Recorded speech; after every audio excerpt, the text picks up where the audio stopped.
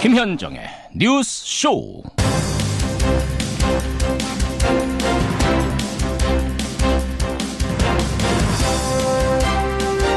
25개월 만에 만납니다. 애청자 여러분 안녕하십니까. 오늘 오전 10시 25개월 만에 남과 북이 만납니다. 평창올림픽에 대한 논의는 기본이고요. 그 외에 어디까지 대화가 확장될 것인가, 이게 관건인데요.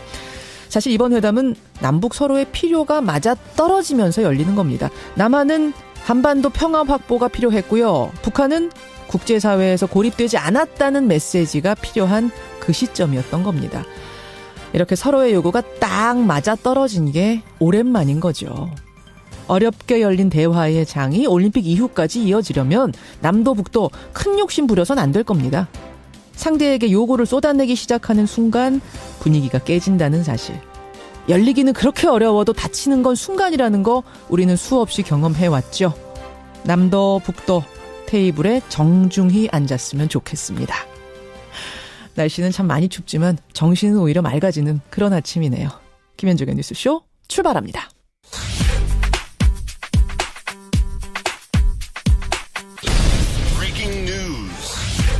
김현정의 뉴스쇼가 주목한 오늘의 포인트, 민경남 PD 나와 있습니다. 어서 오세요, 민 PD. 안녕하세요. 첫 포인트 뭐부터 볼까요? 위안부 합의 후속 조치 발표입니다. 남북회담보다 위안부 합의 후속 조치 발표를 먼저 꼽아오셨네요. 그렇습니다. 사실은 지난주에 강경화 외교부 장관이 저와의 인터뷰에서 파기를 포함한 모든 가능성 검토하고 있다. 여기까지는 말한 적이 있는데. 그렇습니다. 지금 외교부에서 흘러나오는 얘기로는 당장 파기나 재협상은 아니다란 쪽이죠. 네, 오늘 오후 2시에 강경화 외교부 장관이 한일 위안부 합의를 어떻게 처리할지 공식 발표할 예정입니다. 예. 명시적인 파기나 재협상을 언급하지는 않고 다만 진정성 있는 일본의 태도 변화를 촉구할 것으로 보는 시각이 우세합니다. 강장관의 발표 지켜봐야 될 것 같습니다. 그 위안부 이제 합의금으로 위로금으로 내놓은 10억 엔 있잖아요. 우리가 받았고 이미 40%는 집행했습니다. 그건 어떻게 처리하는 거예요?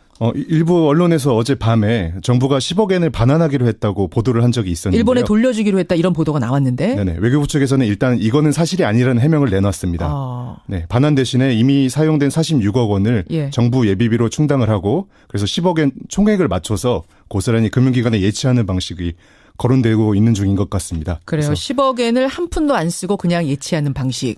그러면 재협상 파기 요구는 안 하되 일본에다가는 성의 있는 조치를 해라 요구를 하고 기다리는 정도?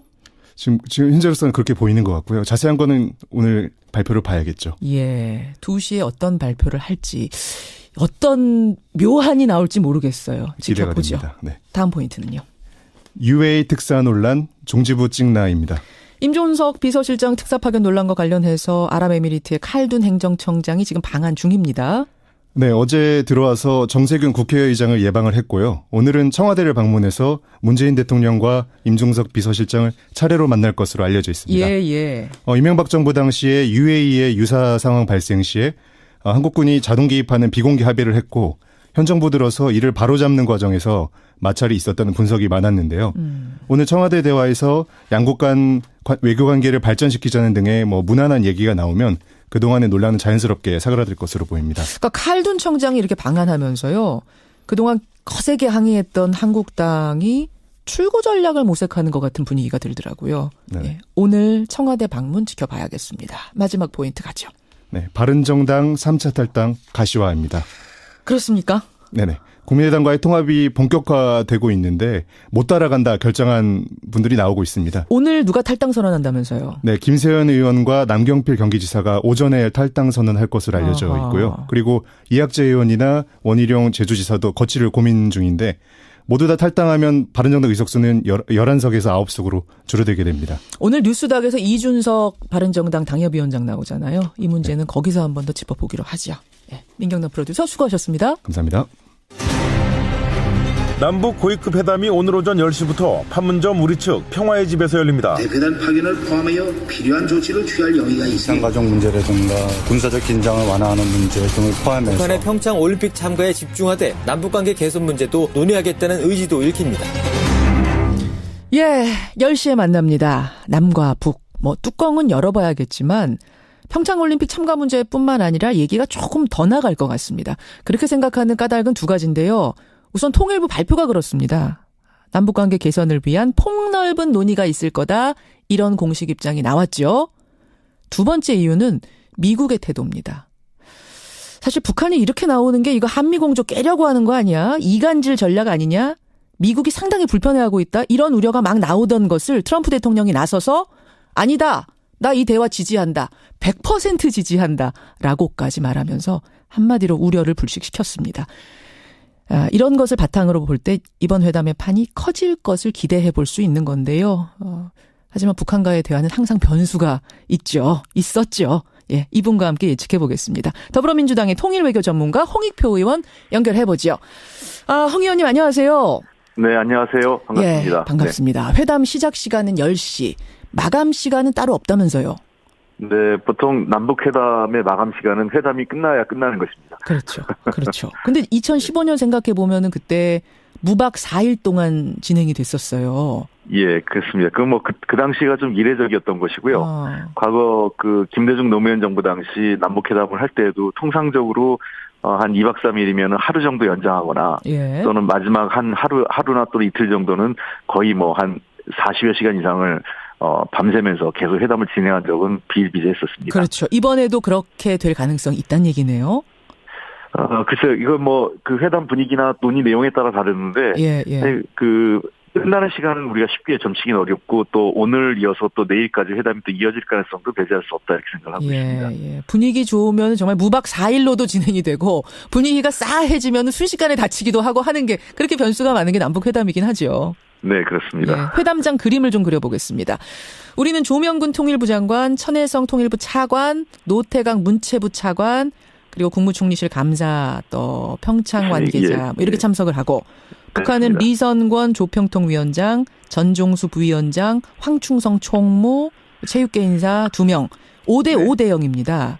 그렇습니다. 홍 의원님, 이 인물들 몇 면을 보면 좀 분위기 예측이 가능한가요? 일단은 아까 처음에 우리 사회자께서 말씀하신 것처럼 평창올림픽에 우선 주력하면서 남북관계에 대한 폭넓은 대화의 가능성을 열어놓은 구성이다 이렇게 보면 될 것 같습니다. 일단 우리 측의 대표는 이제 조명균 통일부 장관과 그다음에 천혜성 통일부 차관이 또 같이 나가는 게 굉장히 이례적이죠. 그렇죠. 장차관이 함께 나가는 게 아주 이례적입니다. 통일부에서. 예, 통상적으로 장관이 나가면 차관이 서울을 지키면서 맞아요. 본부 상황실을 운영하는 것이 일반적인데 이번 내용은 천혜성 차관이 나간 이유가 이후에 회담의 모멘텀을 이어갈 때 실무적으로 회담의 내용을 잘 아는 사람이 계속 있어야 한다는 얘기는 이미 정부 차원에서는 이번 회담을 일회성으로 끝나는 게 아니라 차후 여러 다양한 형태의 실무회담에 천혜성 차관을 대표급으로 어떤 염두에 두고 있는 구상이 아닌가 그런 추후 회담까지 염두에 두고 있는 것으로 생각되고 있고요. 그렇군요. 예, 그다음에 노태강 문화체육관광부 차관과 그다음에 김기용 평창 조직위 기획 사무처장인데요. 이 두 분은 그야말로 이 현안인 평창올림픽과 관련돼서 관련됐고 안문현 총리실 심의관은 아마 전반적으로 이 두 가지를 다 백업할 수 있다고 생각합니다. 남북 관계는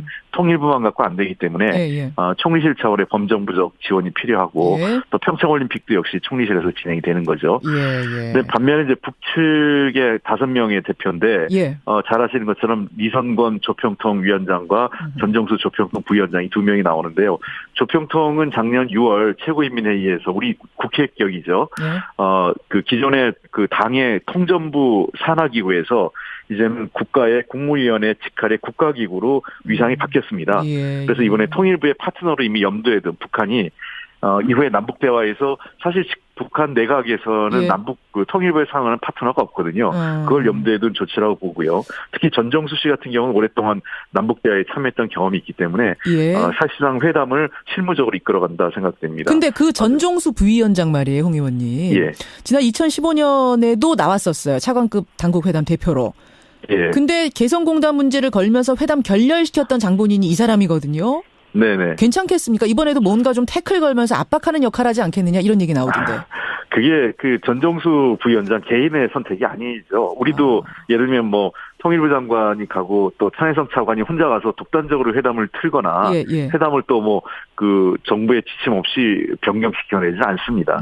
즉 전정수 부위원장이 당시 그러한 역할을 했다는 것은 일정한 역할 분담을 했고 사전에 기획된 것으로 볼 수 있겠죠. 이번에는 그런 분위기 아니란 말씀이에요? 네, 알겠습니다. 그렇습니다. 전반적으로 이번에는 전정수 씨가 대화 경험이 많기 때문에 남북관계에 대해서 아마 장관과 차관하고도 아마 잘 알는 사이일 겁니다. 자, 제일 관심사는 의제입니다. 의제. 뭘 논의할 것이냐. 평창올림픽은 당연한 주 의제니까 그건 뭐 논외로 하고요. 평창올림픽 넘어서는 무슨 얘기까지 할 수 있을까요? 어디까지? 저는 이번 그 회담의 의제 제한은 없다고 생각을 합니다. 없다고요? 제한 없다고요? 그럼 북핵 문제 뭐 이런 것까지도 갈 수 있다고 보세요? 갈 수 있다고 저는 생각을 합니다. 다만 그런 것들이 합의문에 담기기는 어려울 겁니다.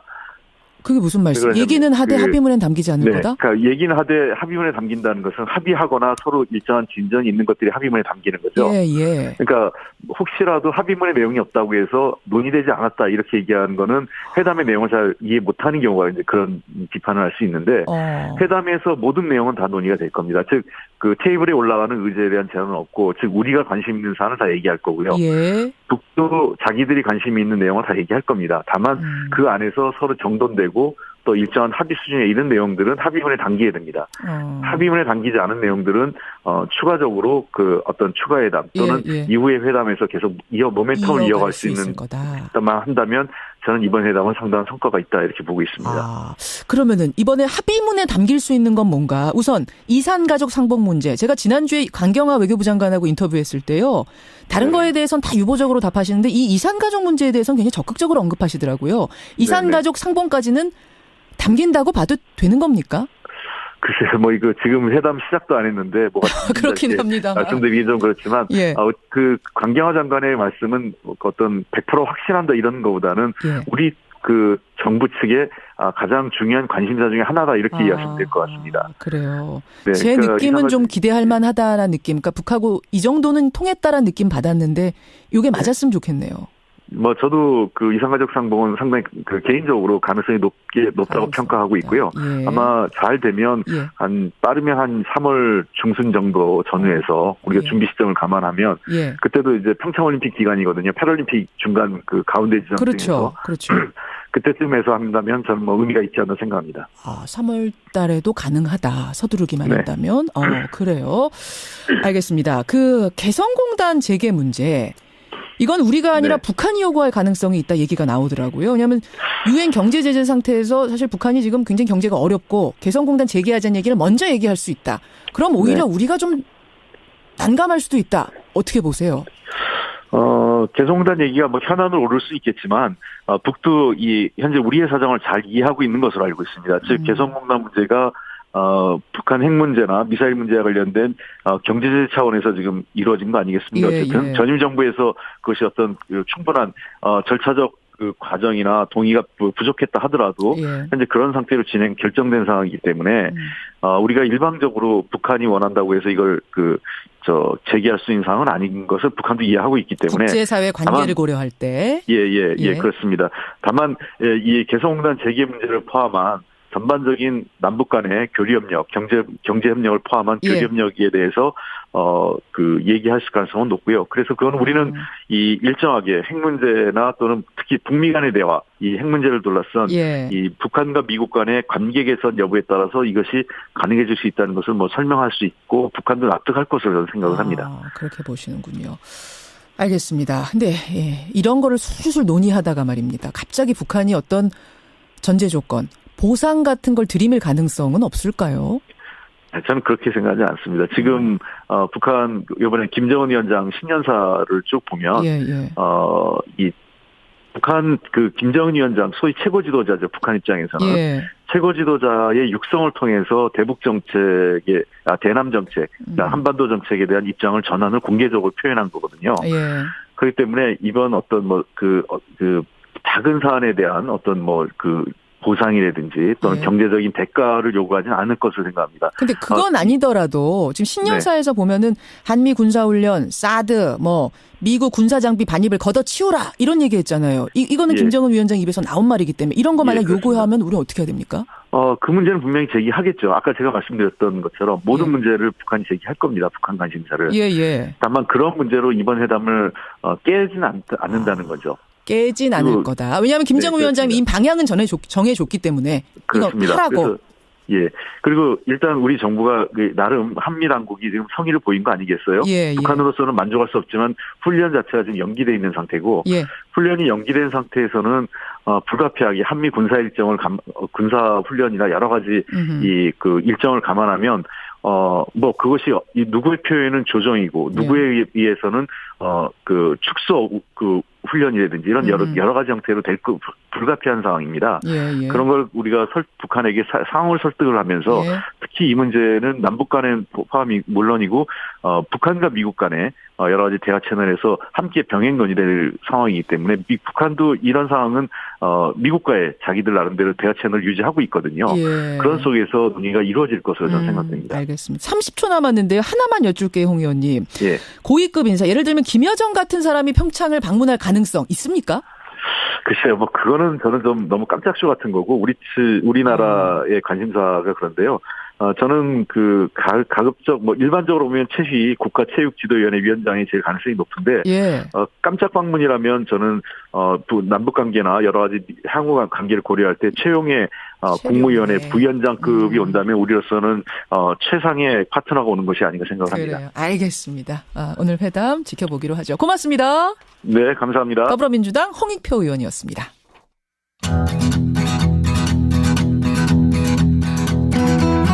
김현정의 뉴스쇼는 청취자 여러분의 참여로 이루어집니다. 트위터, 페이스북, 레인보우 게시판, 그리고 단문 50원, 장문 100원의 유료 문자 샵 1212, 우물정 1212 통해 참여하실 수 있습니다.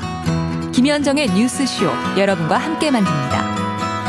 김성환의 행간 시사평론가 김성환 씨 나오셨습니다. 어서 오십시오. 네, 안녕하세요.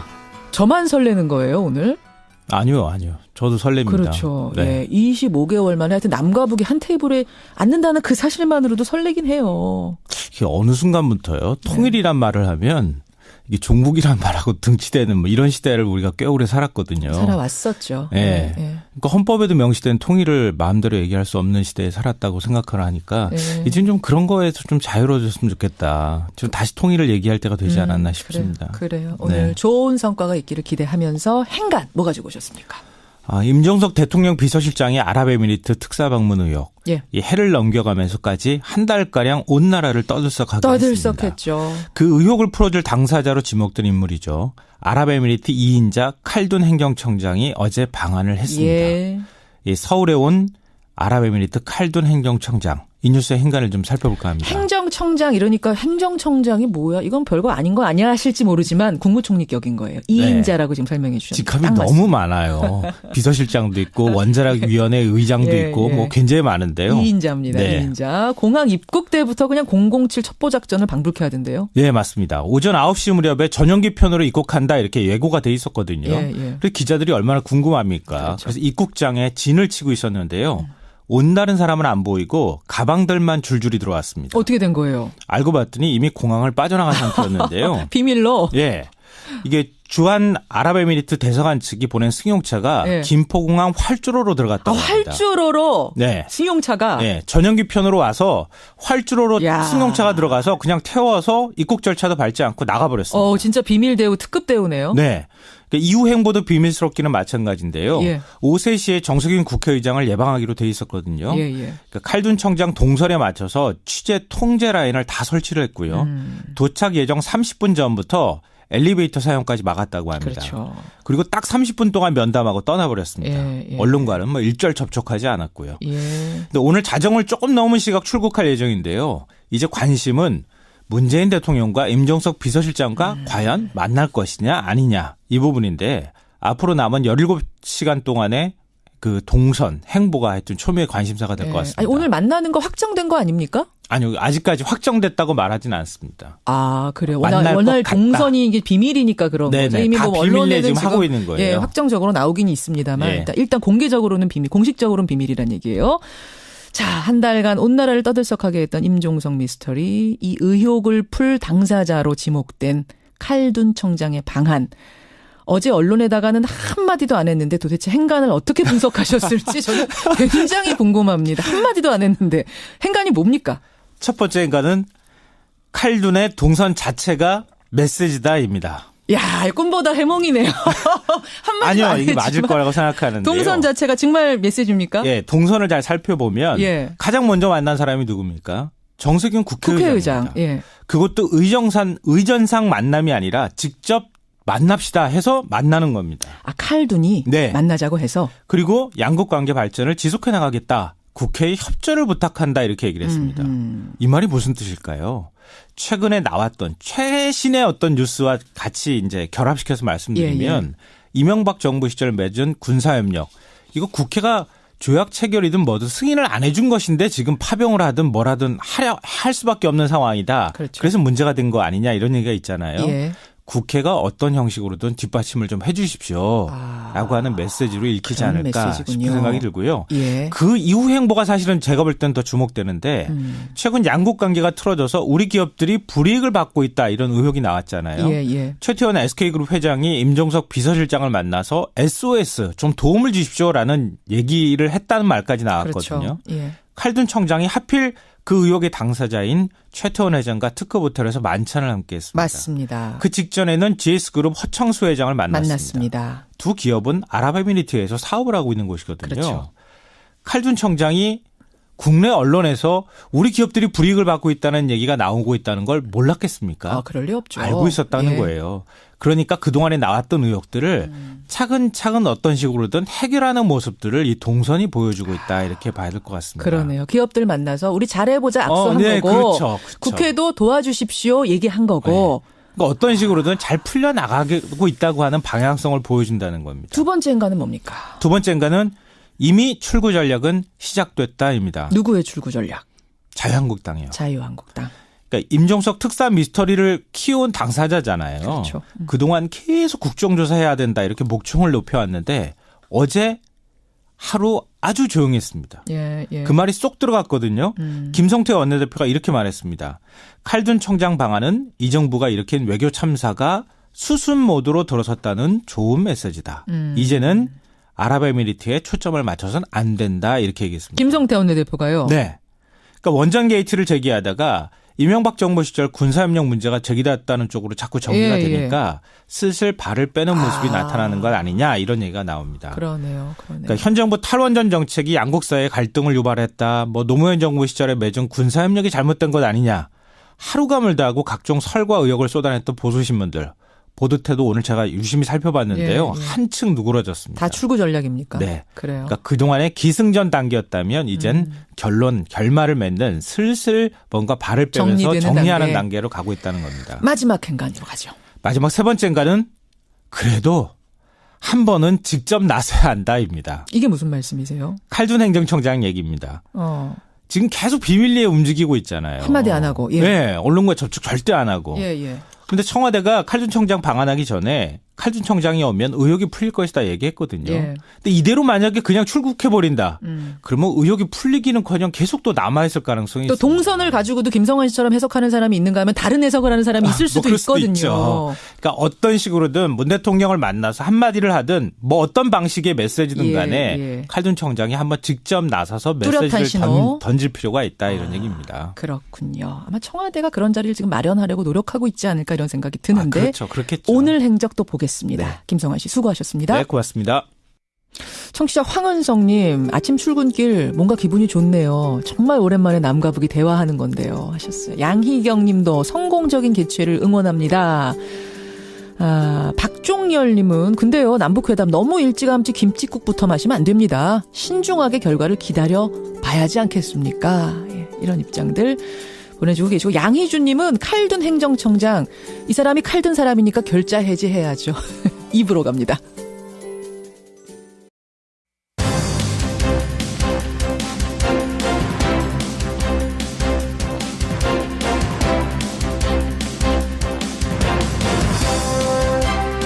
김현정의 뉴스쇼 2부 출발합니다. 1987년 6월 항쟁을 다룬 영화 1987. 이 영화가 학계 흥행을 하면서 우리는 6월 항쟁의 등장인물들을 다시 한번 떠올려보게 되는데요. 그중에 한 사람, 여러분 고문기술자 이근한을 기억하십니까? 고문은 예술이다. 이런 강연을 몇 년 전에 했던 게 보도가 되면서 참 또 한 번 울분을 터뜨리게 했었는데 그 고문기술자 이근한은 지금 어떻게 지내고 있을까요? 김정훈 기자가 2017년 이근한을 찾아서 떠나봤답니다. 과연 만났을지 잠시 후에 김정훈 기자 만나보죠. 화요일 뉴스닥에서는요. 오늘 이번 주 참 슈퍼위크죠. 오늘 회담부터 시작을 해서 줄줄이 큰 이벤트들이 있는데 이번 주에 상한가 하한가로는 어떤 인물을 뽑아오셨을지 두 패널 만나보겠습니다. 오늘 또다시 무서운 한파가 찾아왔는데요. 청주에서는요. 어제 오전 이 한파 속에 폐지 리어카를 끌고 가던 할머니가 차에 치여서 돌아가시는 일이 있었습니다. 여러분 그 리어카 한가득 폐지 주우면 그게 얼마나치나 되는지 아세요? 예, 폐지 줍는 할머니 할아버님들이 몇 분이나 되는지 혹시 아십니까? 오늘 80대의 폐지 줍는 할아버님 한 분을 뉴스쇼에서 연결해 보겠습니다. 생생한 이야기 들어보시죠. 50원에 담은 100원의 장문 유료 문자 샵 1212 카톡 레인보우까지 열어놓고 출발합니다. 오늘 2부 첫 순서는 1987년으로 돌아가 보겠습니다. 요즘 영화 1987에 대한 관심이 뜨겁죠. 박종철 고문치사 사건에서부터 6월 항쟁까지 그 이야기를 담고 있는데 관객 수 400만 명을 넘어섰고요. 문재인 대통령까지 직접 영화관을 찾으면서 그 열기가 더 달아오르고 있습니다. 특히 이 실제 사건을 바탕으로 하고 있다 보니까 영화 속의 인물들, 그러니까 당시의 실존 인물들에 대한 관심도 높아지고 있는데 이 영화에서 가려진 그리고 실제로도 꽁꽁 숨어 지내왔던 하지만 우리가 꼭 한번 짚어봐야 하는 핵심 인물이 있습니다. 바로 고문기술자 이근한 씨. 이 이근한 씨의 행적을 김정훈 기자가 밟아봤다고 합니다. 김정훈 기자. 네. 고문기술자 이근한 씨를 찾아봤다고요? 네. 근데 하지만 이근한 찾기에 앞서서 이 사람부터 만나봐야 할 것 같은데요. 한번 들어보실까요? 예. 정황상 고문치사가 확실해요. 각하께서 심려가 크십니다. 조사관이 책상을 탁 치니 억하고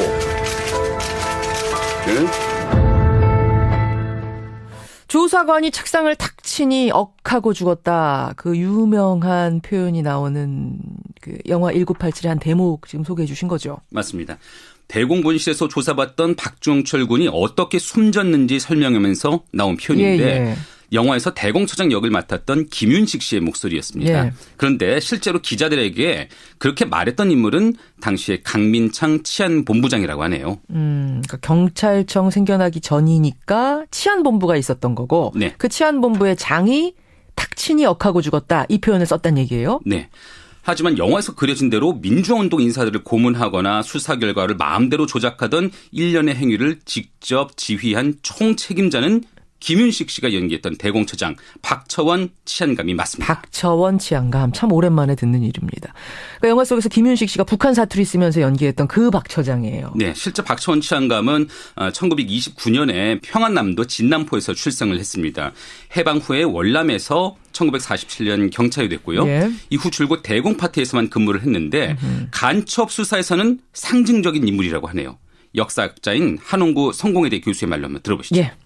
그 박처원이라는 사람이 경찰서장도 안 하고 도경국장도 안 하면서 치안본부의 제2인자까지 차장까지 올라간 사람이거든요. 자기가 잡은 간첩이 뭐 수백 명이다 수천 명이다 뭐 그러면서 있는 거죠. 근데 이제 그 중에 그 상당 부분이 70년대 이후에 잡았다고 하는 거에 상당 부분은 조작이었을 가능성이 크고요. 대공분야. 그러니까 그 당시 시쳇말로 하면은 빨갱이 잡는 일만 쭉 해왔다는 거예요. 그렇습니다. 박처장. 네. 그렇게 해서 이른바 박처원 사단을 형성했는데 같은 일을 했던 경찰들 무리죠. 그 존재가 박종철 군 고문치사 사건으로 드러나게 된 것입니다. 오늘 우리가 찾는 사람은 이근한, 고문기술자 이근한인데 그 바로 이근한 씨도 박처원 사단의 일원이다 이런 얘기입니까? 맞습니다. 그런데 박처원과 이근한의 관계는 그저 상사와 부하 이 정도가 아니었습니다. 한마디로 분신이었습니다. 분신, 그러니까 서로 말 안 해도 통하는 정도 사이. 네, 이근하는 1970년 순경으로 경찰에 입문했는데요. 예. 곧바로 당시 대공 분실장이던 박처원의 경호원 역할을 맡은 것으로 알려졌습니다. 아하. 이후 박처원의 도움으로 대공 업무에서 경력을 쌓았고 그 둘의 관계는 평생 이어집니다. 두 사람의 관계는 알겠어요. 우리에게 이근한이라는 사람이 처음 부각된 건 언젠고 하니 바로 김근태 전 의원 고문의 가해자로 지목이 되면서부터 아닙니까? 맞습니다. 근데 그렇죠. 한 가지만 더 말씀을 드리면요. 예.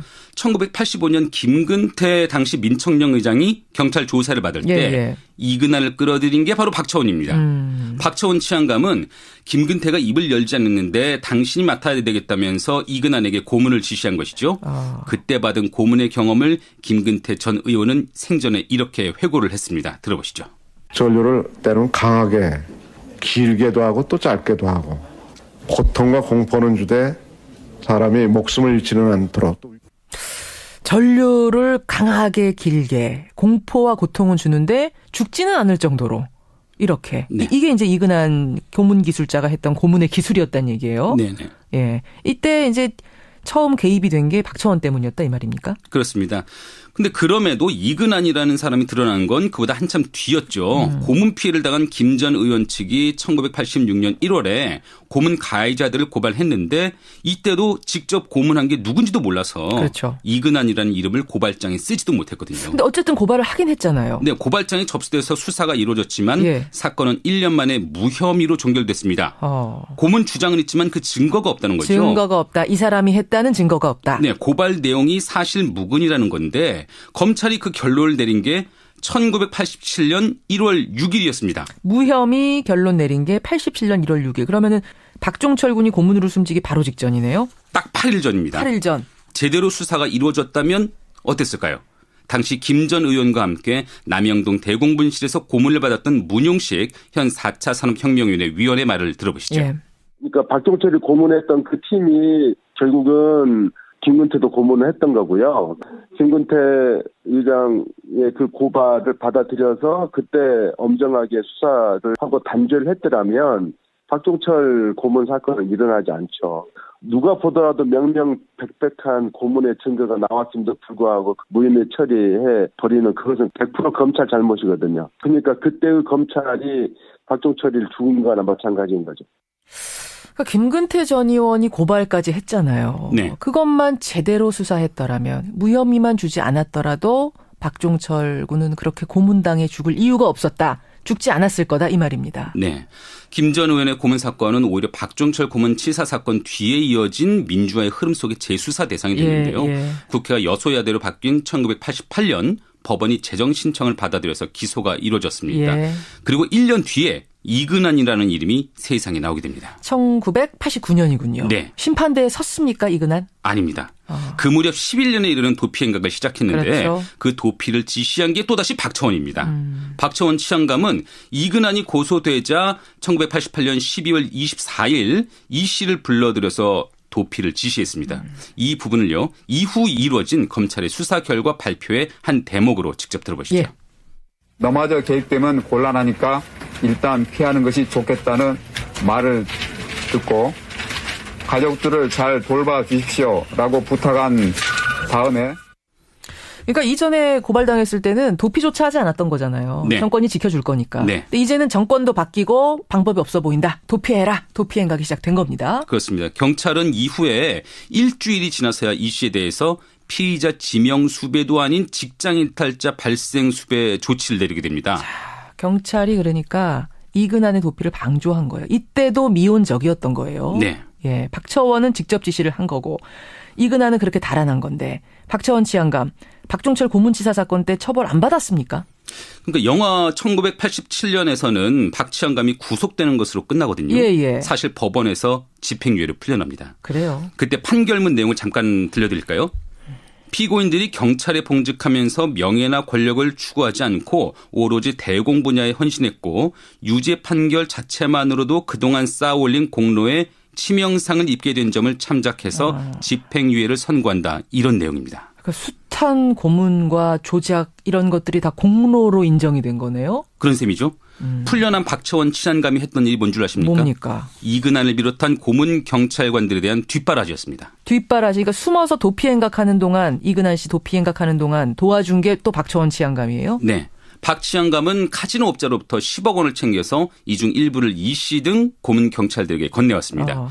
이런 사실은 이근한이 1999년 자수하면서 드러났고요. 예. 그럼 그때라도 박처원 치안감이 범인 도피 혐의로 다시 처벌을 받았어야 하지 않을까요? 그렇죠. 당연하죠. 아니었습니까? 네.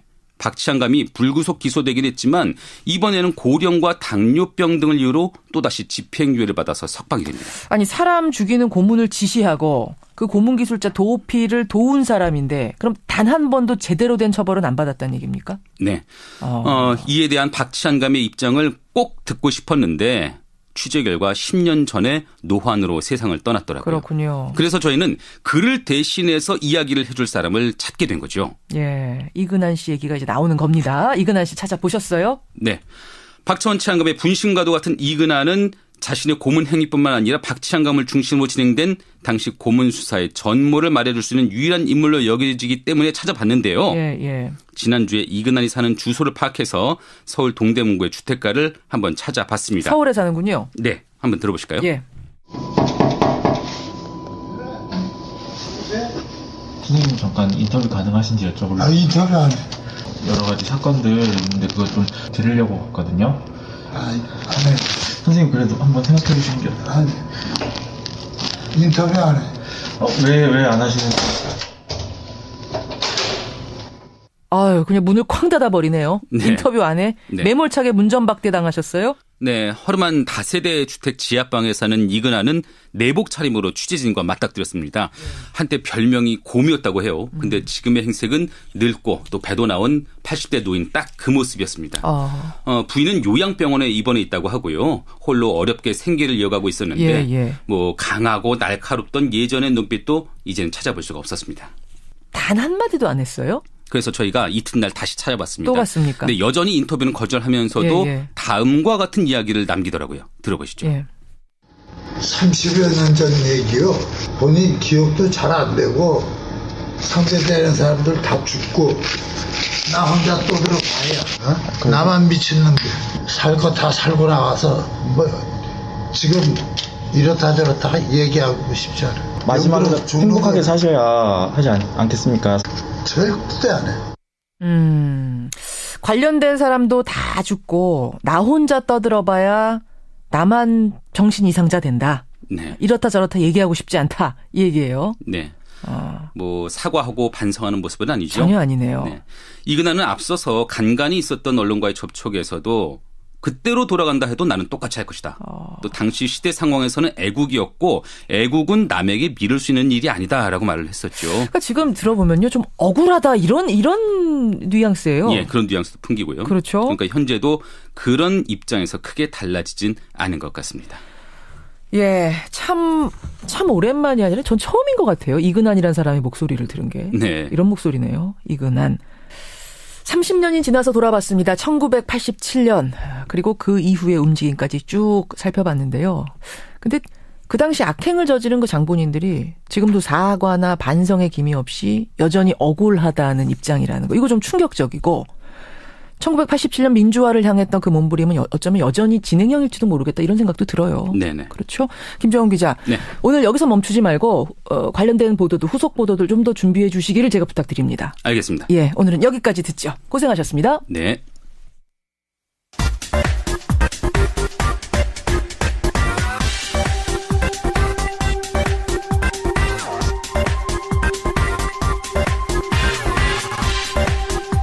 미국엔 나스닥, 우리나라엔 코스닥이 있다면 뉴스쇼에는 뉴스닥이 있습니다. 뉴스쇼 증권시장 뉴스닥. 오늘도 두 분 나오셨어요. 세미래정책연구소 허성무 소장 어서 오십시오. 예, 안녕하십니까. 어서 오십시오. 바른정당 이준석 노원병 당협위원장 어서 오십시오. 네, 안녕하세요. 지금 청취자들 문자가 아주 많이 쏟아지는데 백헌종님은 그 시절을 살았던 사람으로서 우라가 치밀어서 들을 수가 없네요. 사실 뭐 저나 이준석 위원장은 사실은 그 시절이 이제 어린 시절이어서 뭐 그야말로 기록을 통해서만 아는 거지만 허성무 소장님 그 시절 생생히 기억나시죠? 뭐 지금 1987년 이야기합니다. 예. 예, 뭐 저희는 뭐 그때 이제 대학생이었기 때문에 잘 기억하죠. 그리고 그 현장 속에 늘 있었기 때문에. 혹시 그러면은 뭐 끌려가도 보셨는지? 예. 저는 이제 87년 당시에 이제 그 60항쟁 때는 대구 교도소에 있었습니다. 대구 교도소에? 예. 근데 이제 그 대구 교도소로 이관 가기 전에 부산 교도소에 있었는데 그 4월 뭐 이럴 때 체류가스가 교도소 안까지 날라 들어왔어요. 그래서 이게 어마어마한 뭔가가 있구나. 교도소 안에. 바깥 소식을 잘 알 수가 없어요. 가족이 간혹 면회 오긴 하지만. 그런 생각을 하고 있었는데 갑작스럽게 이제 대구로 이감돼가지고. 어쨌든 박종철 군이 이제 뭐 86년 말 87년 초에 남영동 대공군실에 가서 이제 물고문을 당하다 그렇게 돌아가시게 됐는데 박종철 열사와 비슷한 고문이나 이런 과정을 그 당시에 많은 대학생들이 민주화운동을 하다가 겪었죠. 허성무 소장님도 혹시 그런 경험이 저도 거의 같은 시기에 박종철 열사가 남영동 대공군실에서 조사받고 고문받을 때 저는 부산 대공군실에서 고문 당하셨어요? 그렇죠.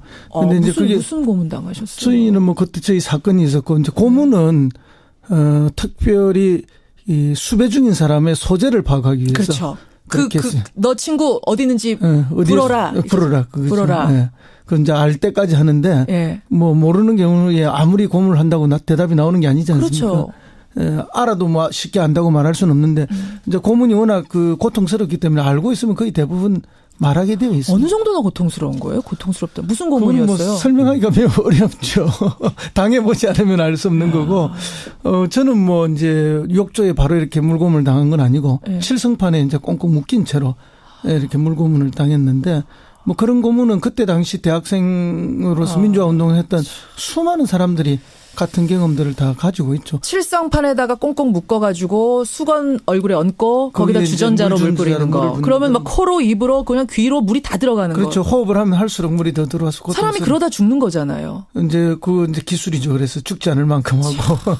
그때 그러니까 이근한이 그랬다는 거 아닙니까? 고문은 예술이다. 그렇죠. 죽지 않을 때 그치고 않을 만큼만. 또 그런 고문은 뭐 아주 한 종류에 불과하죠. 수많은 뭐 전기 고문도 있고 뭐 통닭구이, 비녀꼬지 뭐 수많은 고문들이 있습니다. 인간이 얼마나 잔인한지 이러면서 최철규님 외 많은 분들이 경험담도 지금 보내주고 계세요. 그런 시절을 살았습니다. 거쳤습니다. 이제 좀 다시 현실로 돌아와서요. 우리 뉴스다. 새해 두 번째 뉴스닥입니다. 오늘 하한가부터 가보죠. 이준석 위원장, 하한가 누구 골라오셨어요? 저는 안철수 대표를 꼽았습니다. 안철수 국민의당 대표, 허성무 소장님? 예, 저는 유영아 변호사를 하한가로 꼽았습니다. 유영아 변호사. 어제 노회찬 원내대표하고 얘기했어요. 한참. 박근혜 전 대통령이 국정원으로부터 받은 특활비 혐의로 추가 기소가 되자 유영아 변호사를 다시 선임했는데 도대체 그 이유가 뭐냐? 그것에 대해서 한참 분석을 했는데 또다시 선택받았다는 점에서는 상한가 아닙니까? 하한가를 주셨어요? 예, 뭐 화제의 인물이 됐다는 측면에서는 상한가가 맞죠. 그러는 이제 유영아 변호사가 어쨌든 지난 탄핵 심판 과정에서도 변호하는 방식이라든지 또는 지난 재판에서도 변호하는 방식 이런 걸 쭉 봤을 때 박근혜 대통령의 법률적 조력자이기보다는 그냥 변호사 자격증을 가진 정치적 동지. 그래서 박근혜 대통령이 지금 재판에서 일관되게 보여주고 있는 태도. 물론 그전에 조사도 받겠다 했다가 안 받겠다. 뭐 이런 수많은 과정들을 실질적으로 유도해 준 분이 유영아 변호사가 아닌가. 그러면 그다음에 이제 재판을 거부하는 것까지도 유영아 변호사의 조력이 있었을 것이고. 근데 지금에 와서 다시 변호인이 됐다는 것은 왜 그러면 변호인을 하는가? 앞뒤 줄이 맞지 않는 일이 아닌가? 결국은 추징당할지도 모를 그 재산을 보존하기 위해서 다시 나선 것이 아닌가? 이건 박근혜 대통령이 좀 맡아달라 요구했을 수도 있고 아니면 자기가 먼저 나섰을 수도 있는데 그 진실은 우리가 모르지만 어쨌든 유영아 변호사의 재등장은 국민들 보기에 또 뭐 이렇게 뭐야 또 변명하기에 급급한 그 전직 대통령으로서의 박근혜 대통령의 품위를 지키는 것이 아니라 어떻게 해서든지 빠져나가 보기 위한 그런 뭐 구차한 모습으로 가는 또 하나의 반복이 아닌가. 그래서 유영아 변호사의 등장에 저는 뭐 한가를 줄 수밖에 없습니다. 이준석 위원장. 그러니까 정치보복이다, 내가 정치적 희생양이다라는 프레임으로 지금 모든 재판을 보이콧해왔는데 국정농단은 국정원으로부터 특활비 받았다는 이 재판에 대해서는 지금 방어에 나서겠다는 거잖아요. 왜냐하면 궤가 약간 다르거든요. 그러니까 박근혜 대통령이 예전에 이제 대통령 되기 전에도 된 이후에도 대중적으로 뭐 여러 가지 실책이 있었음에도 지지율을 유지할 수 있었던 거는 결국은 저 사람이 돈 먹을 것 같지는 않다라는 이미지가 있었기 때문이거든요. 이 돈은 나한테 온 건 한 푼도 없어요. 1원도 없어요. 다 최순실한테 간 겁니다. 이거였잖아요. 그렇죠. 그렇기 때문에 뭐 예를 들어 가족도 없고 그렇기 때문에 착복할 이유가 있겠느냐라는 것 때문에 그 부분을 상당히 지지했던 건데 다만 이제 그 재단에 이제 돈을 공유한 게 뇌물죄로 들어간 거 이런 부분은 사실 법리적으로는 좀 복잡한 사안입니다. 예를 들어 재단의 통장에 들어가 있는데 그것이 실질적으로 박근혜 대통령에게 가는 돈이냐를 지금 재판하고 있는 거 아닙니까? 그렇죠. 특활비는 사건이 터지는 순간 너무 명확합니다. 이거는 만약에 이걸 사적으로 유용했다면 이건 횡령이거든요. 보면은. 그렇죠. 그렇기 때문에 이거는 직접적으로 그 도덕성에 타격이 가는 사안이기 때문에 간단한 거죠, 아주. 이거. 재판을 보이콧한다 이런 상황이 아닌 게 왜냐하면 돈의 용처라는 거는 이건 뭐 3명의 비서관들하고 본인이 알고 있는 건데 3명의 비서관이 이미 뭐 이런 부분에 대해 가지고 검찰이 다 이야기를 하기 시작했다 그러면은 방어할 수 있는 건 본인 스스로밖에 없습니다. 그렇기 때문에 이거는 적극적으로 나서 가지고 방어를 해야겠다는 생각을 이제 하는 근데 거죠. 이게 뭐 방어한다고 방어가 되겠습니까? 그러니까. 이미 뭐 다 진술을 한 상황이고 사실은 이 문고리 3인방 뭐 돌아가신 그때 이상춘 씨인가요? 뭐 그분까지 합치면 4인방인데 국회에서 보좌관이나 비서관 할 때도 늘 떡값을 받았습니다. 그런데 떡값을 정리해 준 사람이 최순실 씨나 최순실 씨의 전 남편이었죠. 그러면 청와대에 와서도 똑같은 떡값을 받는 거 아닙니까? 그럼 그때 정리해 준 떡값은 그럼 어느 돈이고 이 돈은 어느 돈이냐. 그때도 박근혜 대통령의 개인 돈은 아니었을 것이다. 어떤 정치 자금이었거나 그렇죠. 그럼 그때 그 정치 자금 과연 합법적인 이런 추정을 우리 가능하거든요. 그럼 이번에는 뭐 명백하게 드러나 버리지 않습니까? 그렇죠. 유영하 변호사가 등장한다고 해서 이게 뭐 방어가 되는 것이 아닌데 등장시켜서 이런 식으로라도 방어를 해보겠다. 이 모습에서 국민들은 구질구질함을 느끼는 거예요. 그러니까 국민들이 가슴에 상처를 받는 거예요. 그래도 우리가 뽑은 대통령이고 우리 대한민국의 전직 대통령인데 의연하고 당당한 모습을 끝까지 보고 싶은데 그런 건 흔적도 없이 내팽개쳐버리고 오로지 뭐 지키기 방어 이런 모습으로 또 유영하 변호사냐. 유영하 변호사가 지난번에 맨 처음에 나타나서 했던 말이 뭡니까? 모래 위에 쌓은 뭐 사상 누각이고 거짓과 뭐 그랬었죠. 그 이야기를 할 때 국민들이 거기 동의했던 사람이 누가 있겠습니까? 그럼 앞으로도 계속 그런 모습 반복될 텐데 이 모습을 국민들이 또 봐야 되냐 정말 안타깝다는 생각이 듭니다. 네, 우리가 이제 살펴봐야 될 게 이제 30억대, 40억대 정도 이제 된다고 이제 이야기가 나오는데 국정원 특활비 그 부분이 그런데. 우리가 알기로 이제 최경원 의원도 그렇고 일부 정치 인사에게도 그 돈이 가지 않았습니까? 그런데 지금 이제 그 검찰의 이야기, 즉 3인방의 진술에 의한 것이겠죠. 거기 따르면 지금 박근혜 대통령이 의상실 운영비로만 6억 9천을 썼다는 거 아닙니까? 근데 이 금액 같은 경우에 지금 이제 정치권에서 나온 얘기가 뭔가 이게 뭐 연예인도 아니고 아무리 의상을 뭐 제작을 했다고 하지만 6억 9천 어떻게 4년 동안 쓸 수 있겠느냐라는 거에 대해 가지고 의상비로. 그래서 이 부분에 대해서 이제 사람들이 의구심을 갖는 거면 박근혜 대통령이 방어를 하려 나서는 게 뭐냐면은 결국에는 그 돈 중에서 예를 들어 30몇억 중에서 실제로 그 비서관들이 유용한 게 없겠느냐. 아, 거기서 또 빼돌린 게 없겠느냐. 그러니까 빼돌렸으면은 그걸 지금 자기들이 빼돌렸겠다 얘기했겠느냐.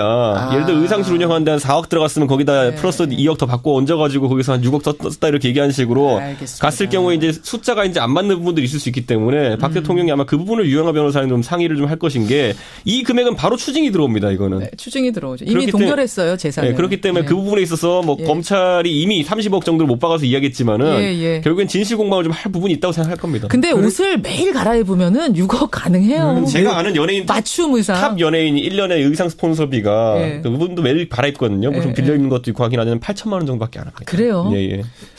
밖에라는 표현 들으면서 자괴감 느끼시는 분도 많겠지만은 진짜 나름 연예인 진짜 비싼 명품만 이렇게 빌려서 입는데도 8천만 원 정도라고 제가 평생 산 옷을 다 합쳐도 그게 안 나와요. 확인했습니다. 제가 그저께. 박근혜 대통령 전 대통령 옷 갈아입는 걸 보면은 뭐 TV에 나올 때마다 옷이 달라요. 그러니까요. 그리고 한복도 TV 나올 때마다 다릅니다.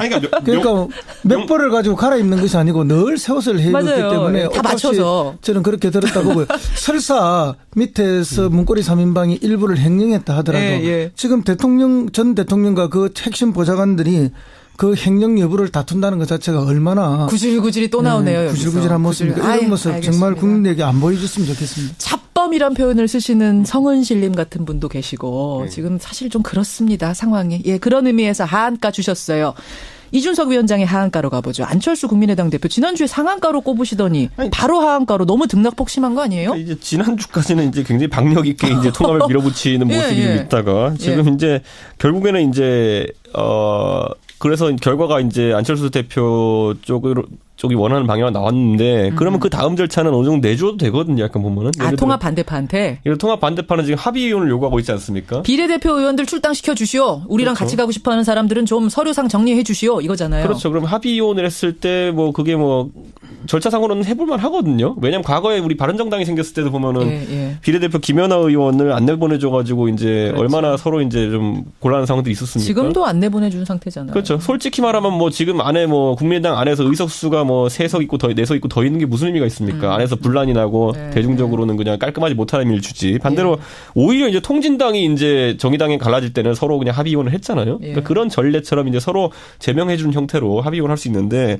그 부분을 지금 진행하지 않고 있다는 것은 좀 안타깝고 저는 전체적으로 그것 때문에 이제 한번 기계 꺾였다. 통합의 기세가 꺾였다라는 생각 때문에. 오히려 그것 때문에. 네, 그래서 좀 안타깝게 생각합니다. 어차피 우리가 잘 알지만 이상돈 의원 같은 분은 자기 의견이 굉장히 강하신 분이거든요. 굉장히 강하죠. 제가 그분과 같이 일해봐서 알지만 협상이 안 통합니다. 제가 개인적으로 굉장히 존경하는 분인데. 이상돈 의원 어제 인터뷰한 거 보니까요. 그러시더라고요. 그러니까 나는 상관없어요. 그럼 뭐 해주지 않으려면 해주지 마요. 나 그냥 그대로 계속 내 의정 활동 할 겁니다. 아무 상관없어요. 이러시던데. 그러니까 이상돈 의원님 뭐 사실 뭐 정치에 대한 강한 의지가 있는 것도 아니고 커리어 되게 좋으신 분이 사회 봉사하는 의미로 국회에 나신 거기 때문에 저는 뭐 진짜 미련 없이 그냥 그렇게 계속 하실 것 같아요. 근데 이제 이게 합의위원이 안 되고 계속 이렇게 싸우고 있는데요. 뭐 조정기간을 따로 주는 것도 아니고 뭐 사주의 숙려기간이 있는 것도 아니지 않습니까? 그렇죠. 근데 이게 이렇게 가면은 이제 안철수 의원이 이래 하는 이유는 뭐 그런 것 같아요. 어쨌든 최대한 많은 인원을 데리고 가야 그렇죠. 통합의 명분이 생기고 또 이후에 주도권을 확보하기 때문에 그런 것 같은데. 숫자가 중요한 거예요? 지금 머릿수가? 중요하죠. 그리고 이제 남는 분들, 떨어져 나가는 분들이 어쨌든 원내 교섭단체를 못 꾸려야만 타격을 줄 수 있고 이런 것 때문에 그렇게 한다고 보는데 이렇게 하면은 정말 이것 또한 이제 구질구질한 모습으로 국민들한테 계속 보이게 되는 거죠. 그러니까 오늘 키워드가 정치에 대한 불신을 이런 데서 끊임없이 키워줍니다. 그러니까 우리가 뭐 요즘 이혼할 때도 이자료도 주어야 되지만은 재산 분할도 깔끔하게 해야 되지 않습니까? 그렇죠. 근데 이거 뭐 위자료도 재산 분할도 안 하겠다. 이런 상황이니까 그러면 이게 뭐 우리가 흔히 이런 남자들을 이혼할 때 가장 최악의 남자를 하지 않습니까? 그러면 안철수 대표의 지금까지 이미지하고 너무 다른 이미지가 또 나타나니까 한가가 될 수밖에 없지 않느냐. 그렇다고 쿨하게 보내줬어야 된다. 그렇죠. 이걸 돌파해서 갈 뭐 또 그것도 안 되는 거예요. 그러니까 제가 볼 때 시중에서 나오는 이렇게 뭐 덧셈의 합당, 덧셈의 정치가 아니라 뺄셈의 합당 이거에 대해서 너무 두려워하는 것이 아닌가. 그리고 알겠습니다. 이제 보면 박지원 대표나 이런 분들 같은 경우에도 아니면 통합 반대파 같은 경우에도 이럴 줄 알고 이제 던진 거예요. 그러니까 뭐냐면 오히려 안철수 대표가 선뜻 그러면 나가실 분 나가시죠 이랬으면요. 오히려 통합 반대파가 머쓱해져요. 당황해요. 야, 이게 아닌데 하면서 우리 더 붙들어야 되는데 뭐 이런 건데 이런 상황이 되거든요. 그렇고 그럴 수도 있겠네요, 진짜. 이런 원래 모양을 생각하면서. 남녀가 사귀다가도 우리 헤어지자 했을 때 그래 그러면 이제 깔끔하게 헤어지자 그러면 약간 뭔가 이상하잖아요. 그러면. 그러니까 뭔가 붙잡아야 되는데. 알겠습니다. 그러니까 그런 상황을 연출해야 되는데 안철수 대표가 진짜 안 놔주는 이제 집착남 모습을 이제 보여주면서 좀 약간 안타까운 오히려 상황이 마이너스가 있습니다. 된다. 그나저나 이준석 위원장 오늘 김세현 의원이 탈당 공식 발표한다면서요. 바른정당에서. 어제 안 그래도 이 기사가 떠가지고 제가 뭐야 이러고 제가 이제 여기저기 정치 이제 보좌관들 얘기를 해봤더니만은 고민이 많은 것 같긴 해요. 탈당하는 거 맞죠 오늘? 탈당이라기보다는 통합 불참 선언이 아마 가깝지 않을까라는 생각을 좀 하게 되는데. 통합 불참 선언이 내나 탈당이죠. 뭐 그런데 뭐 그건 이제 말의 표현의 차이인데. 그러나 이제 저는 뭐 충분히 예상됐던 것이다. 뭐 남경필 지사나 김세현 의원이나 이거 뭐 검수저 중에 검수저 아닙니까? 이분들은 뭐 이렇게 비바람 불고 뭐 참 이런 데 있어 본 적이 없는 사람들이에요.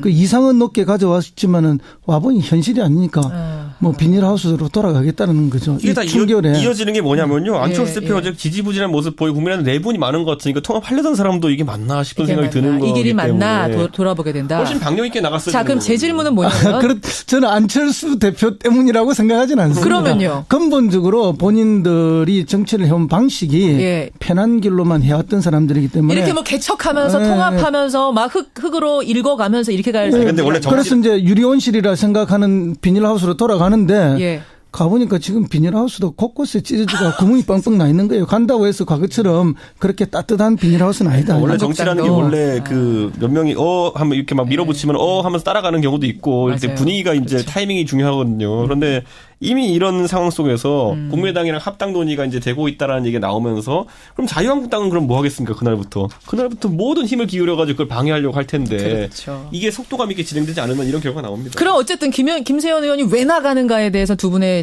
원인 분석은 다르지만 누구까지 나갈 건가? 요거는 얘기해 주실 수 있잖아요. 김세현 의원, 이학재 의원, 남경필 지사 다 나갑니까? 이학재 의원 같은 경우는 제가 이제 주변 인물들과 얘기를 해보니까 예. 뭐 지역구에서는 나가라는 얘기가 많다 그러고 한국당으로 네, 그리고 그 외에도 이제 그런데 이제 뭐 주변 보좌진이라든지 아니면 주변 인사들 같은 경우에는 이학재 의원한테 이제 좀 말리는 그런 분위기가 좀 있다고 합니다. 말리고 있고 아직 고민 중 이학재 의원. 그럼 원희룡 지사요? 원희룡 지사는 이제 이거 약간 괴가 다른 게 제가 원희룡 지사 진짜 가까운 분이랑 얘기를 해봤는데 예. 나가는 것과 별개로 그 제주도에서 자유한국당으로 선거 치르는 건 필패라고 생각한다는 분위기가 좀 있습니다. 예. 그렇기 때문에 그 부분은 좀 지켜봐야 됩니다. 그래요. 예. 알겠습니다. 지금 뭐 바른 정당에서나 자유한국당에 가나 선거가 어려운 건 마찬가지예요. 그런데 국회의원은 왜 그러면 2년 4개월이나 남았는데 지금 나갈 것이냐. 지금이라도 나가서 지역구 위원장을 분명히 꿰차야 되거든요. 늦어지면 늦어질수록 가능성이 낮아지기 때문에. 그런 게 있군요. 예. 그리고 뭐 지금 도지사들은 당장의 선거가 눈앞에 닥친 거죠. 그러나 도지사들은 뭐 남경필과 원희룡은 조금 케이스가 다를 거예요. 뭐 남경필 지사도 어렵지만 원희룡 지사는 제주도 분위기 만만치 않습니다. 그렇군요. 그리고 뭐 워낙 뛰어난 슈퍼스타였는데 실제 뭐 도지사 해보니 뭐 슈퍼스타의 자질이 바로 도중에 나타나는 것도 아니거든요. 흔히 이게 큰 인물 뭐 이렇게 해서 많은 시민들이 도민들이 기대해서 그런 분들을 뽑지만 해보면 뭐 아이고 작은 인물보다 더 못하네 이런 느낌을 줄 때가 굉장히 많습니다. 행정이라는 게. 행정이라는 것이. 그렇기 때문에 처음에는 과대한 기대를 가졌다가 기대가 크면 실망도 크는 거죠. 그래서 지금 정당 선택의 문제가 저는 아니라고 봅니다. 저는 그래서 여기서 안철수 대표에게 계속할 수밖에 없는 게 뭐냐면요. 지금 바른정당 내 구성원들이 이 시그널을 몇 번 보냈습니다. 예를 들어 청렴했는데 예를 들어 뭐 박지원 대표부터 시작해서 약간 정체성이 다른 분들이 있으면은 통합에 참여할지 고민해야 된다라는 얘기를 하는 분들이 많았거든요. 그러니까 그런데 이상하게 그걸 진작에 안 받아들이더라고요 보면은. 그러니까 결국에는 뭐 통합하면 그래 숫자가 많은 게 좋지 않았어 이런 단순한 생각으로 지금 이 통합을 접근한다고 하면은 사실 어려운 게 안철수 대표 당신께서도 보면은 당내 정체성이 안 맞는 사람들끼리 같이 있다가 힘들어한 거 아니겠습니까? 그러면 통합된 당에서도 본인과 정체성이 좀 안 맞다고 생각하는 분들은 나갈 수 있게 해주는 게 맞거든요. 알겠습니다. 그런 의미에서 안철수 대표 하한가 통합에 자꾸 이러면서 타이밍 놓치면 안 된다 이 얘기하셨어요. 통합을 지지한다면 하한가 정리하고요. 상한가가 뭐죠? 시간이 별로 없는데 상한가는 이유를 짧게 듣고 가겠습니다. 허성무 소장님, 상한가 누구? 예, 이번 주를 뭐 우리가 흔히 슈퍼윅이라고 이야기를 하죠. 너무 많은 일들이 있어요. 뭐 그럴 수밖에 없습니다. 이제 문재인 대통령에게는 집권 2년차가 시작되는 주고 그죠? 그리고 지금 뭐 당장 오늘 남북 그 고위급 회담 있죠. 그다음에 칼둔 들어와 있죠. 그다음에 또 내일은 본인이 신년 기자회견을 해야 됩니다. 이번 주가 저는 뭐 문재인 정부의 뭐 집권 2년 차를 가를 수 있는 분기점이다. 그렇기 때문에 뭐 상한가로 이번 주 자체가 아주 중요한 주다. 아주 중요합니다. 상한가 줄만 하네요. 예. 그렇다면 이준석 위원장은 상한가 뭐 골라오셨어요? 저는 이제 암호화폐 또는 가상화폐를 꼽았습니다. 이게. 가상화폐? 가상화폐 어제 금융위원장이 이거 어떻게 해서라도 이 거품 이는 거 막겠다. 과열되는 거 맞겠다 그러니까 얘기했는데. 이제 청취자분들도 정부의 이제 양쪽 이제 딜레마를 이제 고민하셔야 되는 게 이미 가상화폐 시장에 들어간 돈이 너무 많습니다. 지금 혹자는 12조 정도 이제 들어가 있다라고 얘기하기도 하고 하루 거래액이 10조 원에 가깝다는 얘기가 나오고 있는데 한 벌에서만 그 상황 속에서 이거를 끊어내는 순간 예전에 이제 버블 터지면서 정부가 욕먹는 경우가 상당히 많거든요. 왜냐하면 정부의 규제 때문에 내 돈이 반토막이 났다. 뭐 이런 생각을 가진 사람이 많아지면은 상당한 게 투자자 수가 120만 명이나 된다고 하지 않습니까? 이분들이 만약에 정부에서 좀 안타까운 생각을 갖게 되면은 정부에 부담이 되는 거고요. 다만 또 반대로는 또 뭐가 있냐면은 예전에 이제 약간 궤가 다르긴 합니다만은 뭐 약간 투기성 어떤 이런 뭐 주식 버블 같은 거 막지 못했다가 나중에 또 그것도 이제 문제가 되는 경우가 있기 때문에 저는 지금 정부에서 상당히 고심하고 있는 게 지금 증권가에서 이제 계속 이야기하는 게 뭐냐면은 부동산 안정, 파리 부동산 대책 이후에 우리가 기억해 보면은 주식시장이 우상향 곡선을 그렸거든요. 그런데 최근에 이제 몇 개 증권사에서 얘기하는 게 뭐냐면은 최근에 그 유동자금이 이제 상당 부분 가상화폐 시장으로 가고 있다. 떠돌던 자금들이 가상화폐 시장으로 가고 그래서 있다. 이제 주식 시장에 돈이 들어간다는 거는 기업이 어쨌든 자금 융통하는데 숨이 도는 것이고. 그렇죠. 기업으로 가는 거죠. 우리나라의 경제 지표가 되는 것인데 예를 들어 비트코인이 2배 가격이 된다 해가지고 우리나라 경제가 2배로 잘 되고 있다 생각하는 건 없거든요. 아니죠. 그렇기 때문에 그런 측면에서 정책적으로 이제 증권사나 아니면 증권 업계에서는 약간 태클을 거는 모양새가 나오고 있는 것이기 때문에 저는 아마 이런 부분에 대해 가지고 관심은 계속 지속될 것이다. 관심이 높아질 수밖에 없다. 계속해서 이 부분에서 상한가 주신 거예요. 왜냐하면 당장에 이제 눈앞에 보이는 수익률들이 있지 않습니까? 옆에서 뭐 얼마를 벌었다. 뭐 1,500만 원으로 1억을 벌었다. 최근에 이런 경험담이 맞는지는 모르겠지만 막 나와요. 최근에 방송에 300억 벌었다는 사람 나간 뒤로 난리 났습니다. 지금 보면 제 주변도. 주말에 그것이 알고 싶다 그런 거 나갔어요. 그러니까요. 그래서 배 아픈 사람이 많죠. 그러니까요. 근데 이제 이렇게 잘 모르는 새로운 영역에 뭐 세상이 열리는데 이런 세상 몰라도 살 수는 있지만 그게 주변에서 끊임없이 이야기가 되면 이제 관심을 갖게 되고 관심을 갖고 뒤따라가는 사람들은 항상 새로운 상처가 생기게 돼 있습니다. 맞아요. 그래서 그런 부분이 각별히 조심해야 되는데 아마 방금 우리 이준석 의원이 이야기한 것은 국가정책적으로 자금의 흐름의 명암의 부분을 가지고 들여다보는 것이 아닌가. 절대 이게 투기로 흐르면 안 됩니다. 그리고 투기판에 여러분 섣불리 들어가셔도 안 되고요. 이거는 신중해야 된다고 정부에서 계속 사인을 주고 있다는 점. 이건 저희가 명확히 하고 가야겠습니다. 아니 공무원들도 많이 한다는데 뭐 지금. 아니 오늘 상한가로 이걸 뽑으면 이거 이준석 위원장이 상한가 뽑았으니까 나 지금 들어가야 되나 혹시 이런 분들 계실까 봐 신중하셔야 된다는 사인을 제가 드리는 겁니다. 자금 세탁의 방법으로도 사용된다는 거 아닙니까? 저희 상한가 뽑는 게 항상 좋아서 뽑는 건 아니지 않습니까? 맞아요. 예. 여기까지 오늘 뉴스닥 상한가 하한가 보드의 오늘 상한가 슈퍼위크와 가상화폐, 하한가는 안철수 대표 그리고 아까 유영아 변호사 올리면서 인사 나누겠습니다. 두 분 고생하셨습니다. 고맙습니다. 감사합니다. 네, 감사합니다. 하성무 소장, 노원병, 이준석 위원장이었습니다.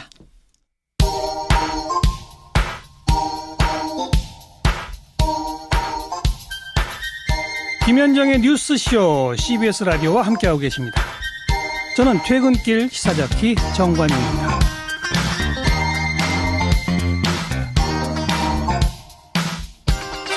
아까 박근혜 전 대통령의 옷감 얘기 잠깐 했는데 김태훈 님이요. 그 가수 지드래곤은요. 액세서리 값만 1년에 기천만 원이랍니다.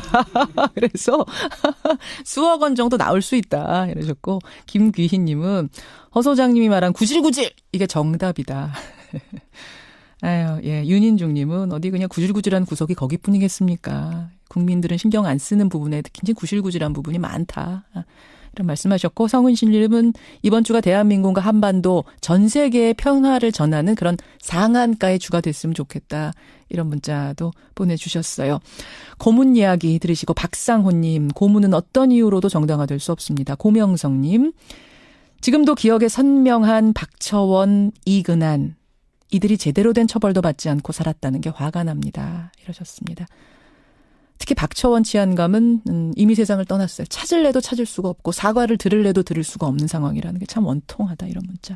0919님 저는 1987년 종로 5가에서 동대문 시장 거기서 사업하셨대요.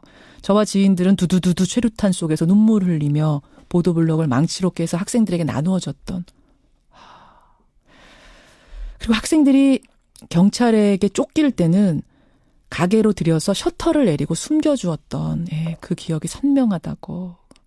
두 딸하고 신촌에서 이 1987 영화 보고요. 펑펑 울었습니다. 0919님을 위로합니다. 여러분 고맙습니다.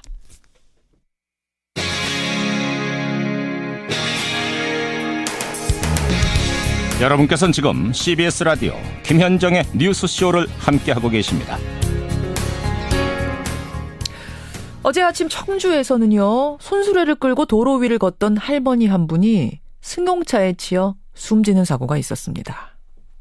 길을 가다 보면 늦은 밤 또 이른 새벽까지도 무거운 손수레 끌고 폐지 줍는 어르신들 자주 마주치게 되죠. 여러분 그렇게 폐지를 주우면서 생계를 잇는 노인들의 수가 얼마나 되는지 아십니까?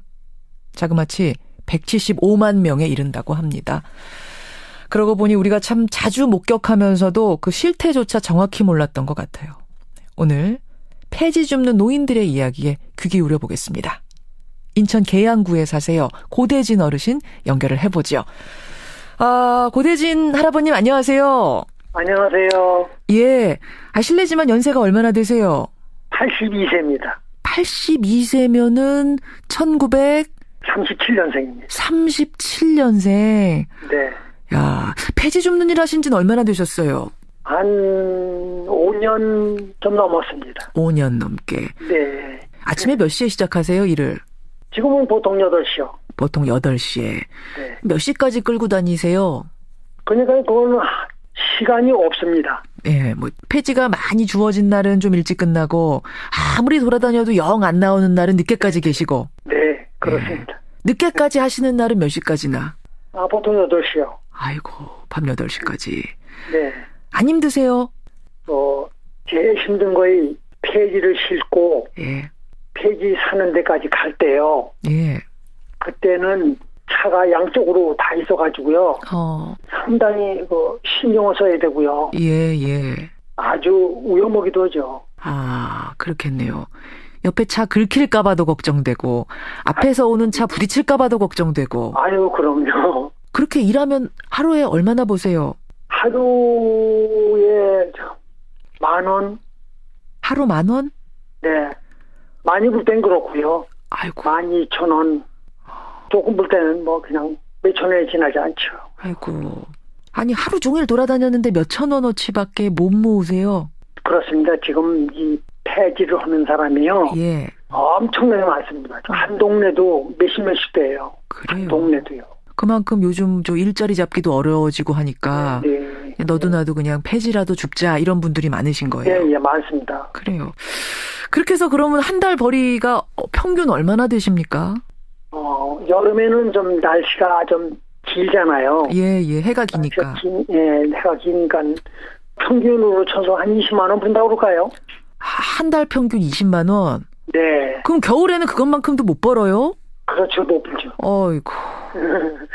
갈수록 더 힘들어요, 이거 폐지도. 아니, 춥고 길도 미끄럽고 이런 날은 좀 안 가셔도 될 텐데 하루 종일 그래봤자 겨우 7, 8천 원 버는데 그거 그냥 안 하시면 안 돼요? 근데 저는 그렇습니다. 이거 제가 이북에서 나왔거든요. 아, 이북에서 오셨어요? 예. 네, 이북에서 13살 때 남아있습니다. 예. 고생 많이 했습니다. 13살에 어디 가서 돈 벌 데도 없잖아요. 그렇죠. 어떻게 돈만 벌어야 된다는 거 몸 생각은 하지도 않고 그랬습니다. 어렸을 적부터 고생하셨고 13살 때 남으로 와서 혈혈단신 혼자 몸으로 여태까지 버티신 거예요. 네. 근데 어제 안타까운 사고가 하나 있었습니다. 청주에서 우리 할아버님처럼 폐지를 손수레에 싣고 도로 위를 걷던 할머님 한 분이 차량에 치여서 돌아가셨어요. 아이고, 참. 이 소식을 딱 듣고는 어떠셨습니까, 정말? 아유, 가슴 아팠죠. 얼마나 살리고 애쓰셨잖아요. 살기 위해서, 그쵸? 네. 그래, 고생하시다가 그렇게 되면은. 아니, 그러니까 파지를 손수레에 싣고 이렇게 가다 보면 차가 오는 걸 봐도 피하기가 어려운가요, 할아버님? 네, 그게 어떻게 되냐면요. 예. 저희가 경찰서에서 한 달에 한 번씩 받습니다, 안전교육을. 안전교육 받으세요? 네, 그래가지고 파지를 가지고 다닐 때요. 예. 상대방에서 지가 좌측으로 쭉 가면은 저쪽에서 오는 차는 우측으로 오는 거 아닙니까? 그렇죠. 네, 그렇죠. 그러니까 꼭 그렇게 다녀야 된다고 교육을 받습니다. 그러니까 자동차가 달리는 방향하고 똑같이 걸으시면 안 됩니다. 반대로 마주 보고선 가세요라는 이런 교육을 철저하게. 네, 그래야 상대방에서 오는 차가 알기 때문에 그렇죠. 비켜가는데 그렇게 교육을 받습니다. 그리고 또 이 길을 가다가 폐지가 있는 걸 발견하면 그거 주우시느냐고 신경 쓰다가 차 오는 걸 못 볼 수도 있고. 그렇죠. 그런 일 많습니다. 그런 일 많고요. 네. 저 같은 경우도 다 싣고 가다가 설적했다고 해서 돈 달라고 그러더라고요. 아, 싣고선 가는데 옆에 세워져 있는 불법 주차된 차를 긁으셨어요? 예. 저는 그랬어요. 한 달을 기다려야 내가 그걸 줄 수가 있다. 그런 얘기를 제가 했어요. 그랬더니 당신 아들 들어와 오더라고요. 아이고. 한 달 후, 왜냐하면 아까 한 달 벌이 20만 원이라 그러셨잖아요. 네. 그러니까 한 달 기다려라. 그러면 한 달 후에 그거 드리겠어. 한 달 벌어서. 라고 했더니 그거 못 기다린다. 자식 데리고 와라. 이렇게 된 거예요. 그렇죠. 아유, 참 매정하네요. 매정해요. 아유, 세상이 이렇게 각박해졌나 하는 생각이 들어요. 그러네요. 네. 결국 그거 내셨어요. 그래서 한 달 벌어서. 좀 죽게 냈어요. 다 주고 나면 어떡해. 아이고. 참 자주 마주치는 폐지 줍는 노인들인데 도대체 그분들이 어떻게 사시는가 궁금은 했어도 이렇게 고생하시는지 몰랐어요. 아유. 다른 것보다도 안전 대책. 아까 경찰서에서 안전교육은 받으신다고 그러셨죠? 네, 받습니다. 또 하나는 환경미화원들 입으시는 그 야광조끼 있잖아요. 네, 있습니다. 그거를 좀 폐지 줍는 노인들한테 하나씩 드리면 어떨까? 이거 최소한의 안정장치가 되지 않을까? 그걸 경찰서에서 주셔요. 그러세요? 거기만 그런 겁니까? 전국이 다 그렇습니까? 저희만 그런 것 같아요. 그래요. 저희는 실버 자원 협동조합입니다. 그건 이제 그 지역에 있는 조합이에요? 네, 예. 그런 거 하나하나가 그나마 할 수 있는 안전대책이 아닐까. 네, 그럼요. 예. 할아버님 힘내시고요. 네, 예. 무엇보다 건강하셔야 되겠습니다. 예, 고맙습니다. 예. 오늘 이렇게 귀한 시간 내주셔서 고맙습니다. 네, 고맙습니다. 예. 폐지 줍는 노인이세요. 인천 계양구에 사시는 고대진 어르신이었습니다. 청취자 0866님, 광주에 눈이 많이 내리고 있습니다. 이분 외에도 많은 분들이 눈 소식 전해주고 계시는데요. 지금 충청과 호남 지역에 눈이 많이 내렸고 앞으로도 더 내리겠습니다. 그리고 전국에 덮친 이 최강 한파는 주 후반으로 갈수록 더 심해진다니까요. 건강주의 하셔야겠네요. 김현정의 뉴스쇼 오늘은 여기까지입니다. 내일 좋은 소식 가지고 돌아올 수 있기를 바라면서 인사드리죠. 고맙습니다.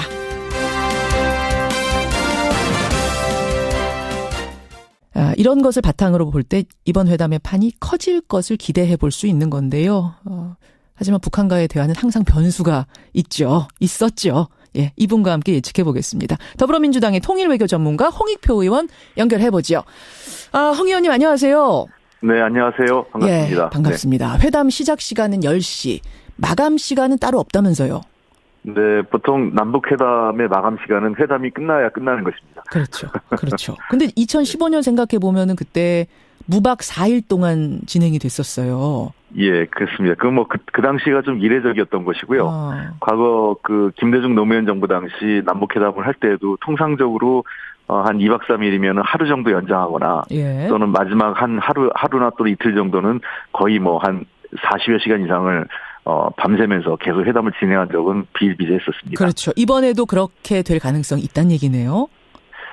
글쎄요. 이거 그 회담 분위기나 논의 내용에 따라 다르는데, 끝나는 시간은 우리가 쉽게 점치기는 어렵고 또 오늘 이어서 또 내일까지 회담이 또 이어질 가능성도 배제할 수 없다 이렇게 생각하고 있습니다. 예. 분위기 좋으면 정말 무박 4일로도 진행이 되고 분위기가 싸해지면 순식간에 닫히기도 하고 하는 게 그렇게 변수가 많은 게 남북회담이긴 하죠. 네, 그렇습니다. 예, 회담장 그림을 좀 그려보겠습니다.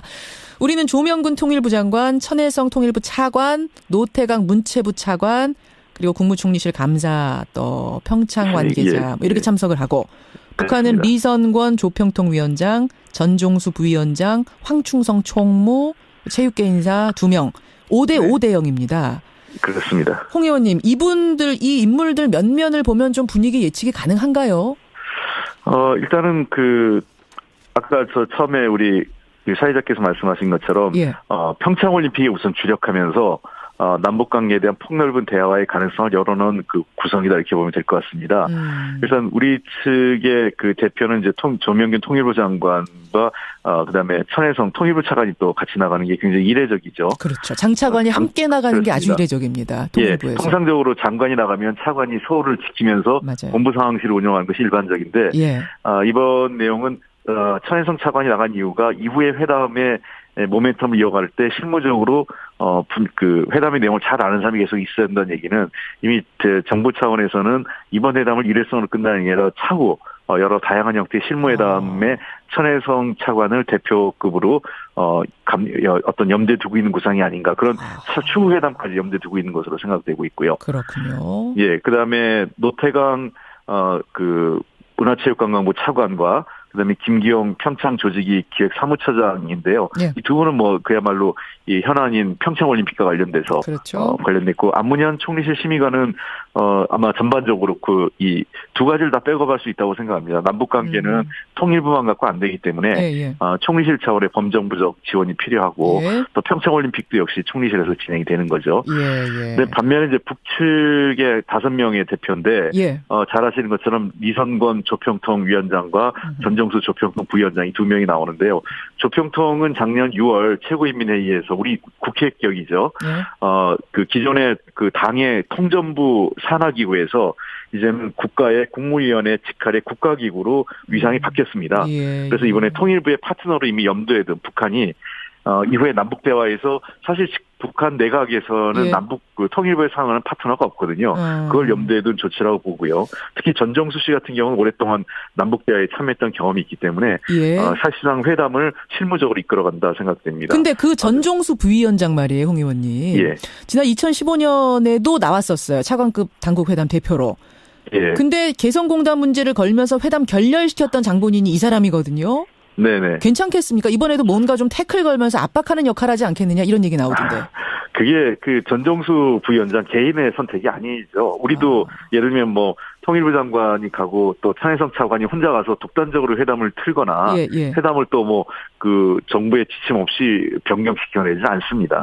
즉 전정수 부위원장이 당시 그러한 역할을 했다는 것은 일정한 역할 분담을 했고 사전에 기획된 것으로 볼 수 있겠죠. 이번에는 그런 분위기 아니란 말씀이에요. 네, 알겠습니다. 그렇습니다. 전반적으로 이번에는 전정수 씨가 대화 경험이 많기 때문에 남북관계에 대해서 아마 장관과 차관하고도 아마 잘 아는 사이일 겁니다. 자, 제일 관심사는 의제입니다. 의제. 뭘 논의할 것이냐. 평창올림픽은 당연한 주 의제니까 그건 뭐 논외로 하고요. 평창올림픽 넘어서는 무슨 얘기까지 할 수 있을까요? 어디까지? 저는 이번 그 회담의 의제 제한은 없다고 생각을 합니다. 없다고요? 제한 없다고요? 그럼 북핵 문제 뭐 이런 것까지도 갈 수 있다고 보세요? 갈 수 있다고 저는 생각을 합니다. 다만 그런 것들이 합의문에 담기기는 어려울 겁니다. 그게 무슨 말씀? 얘기는 하되 합의문엔 담기지 않을 거다? 그러니까 얘기는 하되 합의문에 담긴다는 것은 합의하거나 서로 일정한 진전이 있는 것들이 합의문에 담기는 거죠. 그러니까 혹시라도 합의문의 내용이 없다고 해서 논의되지 않았다 이렇게 얘기하는 거는 회담의 내용을 잘 이해 못하는 경우가 이제 그런 비판을 할 수 있는데 회담에서 모든 내용은 다 논의가 될 겁니다. 즉 그 테이블에 올라가는 청취자 여러분의 참여로 이루어집니다. 트위터, 페이스북, 레인보우 게시판 그리고 단문 50원, 장문 100원의 유료 문자 샵 1212, 우물정 1212 통해 참여하실 수 있습니다. 김현정의 뉴스쇼 여러분과 함께 만듭니다. 김성환의 행간 시사평론가 김성환 씨 나오셨습니다. 어서 오십시오. 네, 안녕하세요. 저만 설레는 거예요, 오늘? 아니요. 저도 설렙니다. 그렇죠. 네. 25개월 만에 하여튼 남과 북이 한 테이블에 앉는다는 그 사실만으로도 설레긴 해요. 이게 어느 순간부터요. 통일이란 말을 하면 이게 종북이란 말하고 등치대는 뭐 이런 시대를 우리가 꽤 오래 살았거든요. 살아왔었죠. 네. 그러니까 헌법에도 명시된 통일을 마음대로 얘기할 수 없는 시대에 살았다고 생각을 하니까 이제는 좀 그런 거에서 좀 자유로워졌으면 좋겠다. 좀 다시 통일을 얘기할 때가 되지 않았나 싶습니다. 그래요. 오늘 좋은 성과가 있기를 기대하면서 행간 뭐 가지고 오셨습니까? 임종석 대통령 비서실장이 아랍에미리트 특사 방문 의혹. 이 해를 넘겨가면서까지 한 달가량 온 나라를 떠들썩하게 했습니다. 떠들썩했죠. 그 의혹을 풀어줄 당사자로 지목된 인물이죠. 아랍에미리트 2인자 칼둔 행정청장이 어제 방한을 했습니다. 서울에 온 아랍에미리트 칼둔 행정청장. 이 뉴스의 행간을 좀 살펴볼까 합니다. 행정청장 이러니까 행정청장이 뭐야? 이건 별거 아닌 거 아니야 하실지 모르지만 국무총리격인 거예요. 2인자라고 지금 설명해 주셨는데. 직함이 너무 많아요. 비서실장도 있고 원자력위원회 의장도 있고 뭐 굉장히 많은데요. 2인자입니다. 2인자. 공항 입국 때부터 그냥 007 첩보작전을 방불케 하던데요. 네, 맞습니다. 오전 9시 무렵에 전용기 편으로 입국한다 이렇게 예고가 돼 있었거든요. 그래서 기자들이 얼마나 궁금합니까? 그래서 입국장에 진을 치고 있었는데요. 온다는 사람은 안 보이고 가방들만 줄줄이 들어왔습니다. 어떻게 된 거예요? 알고 봤더니 이미 공항을 빠져나간 상태였는데요. 비밀로? 예. 이게 주한 아랍에미리트 대사관 측이 보낸 승용차가 네. 김포공항 활주로로 들어갔다고 합니다. 활주로로? 네. 승용차가? 네. 전용기 편으로 와서 활주로로 승용차가 들어가서 그냥 태워서 입국 절차도 밟지 않고 나가버렸습니다. 진짜 비밀 대우, 특급 대우네요. 네. 그러니까 이후 행보도 비밀스럽기는 마찬가지인데요. 예. 오세시에 정석윤 국회의장을 예방하기로 돼 있었거든요. 예. 그러니까 칼둔 청장 동선에 맞춰서 취재 통제 라인을 다 설치를 했고요. 도착 예정 30분 전부터 엘리베이터 사용까지 막았다고 합니다. 그렇죠. 그리고 딱 30분 동안 면담하고 떠나버렸습니다. 언론과는 뭐 일절 접촉하지 않았고요. 근데 오늘 자정을 조금 넘은 시각 출국할 예정인데요. 이제 관심은 문재인 대통령과 임종석 비서실장과 과연 만날 것이냐 아니냐 이 부분인데 앞으로 남은 17시간 동안의 그 동선 행보가 하여튼 초미의 관심사가 될 것 같습니다. 아니, 오늘 만나는 거 확정된 거 아닙니까? 아니요. 아직까지 확정됐다고 말하지는 않습니다. 아, 그래요. 워낙 동선이 이게 비밀이니까 그런 거죠. 이미 뭐 언론에 지금 하고 있는 거예요. 확정적으로 나오긴 있습니다만 일단 공개적으로는 비밀, 공식적으로는 비밀이란 얘기예요. 자, 한 달간 온 나라를 떠들썩하게 했던 임종석 미스터리, 이 의혹을 풀 당사자로 지목된 칼둔 청장의 방한. 어제 언론에다가는 한마디도 안 했는데 도대체 행간을 어떻게 분석하셨을지 저는 굉장히 궁금합니다. 한마디도 안 했는데 행간이 뭡니까? 첫 번째 행간은 칼둔의 동선 자체가 메시지다입니다. 야, 꿈보다 해몽이네요.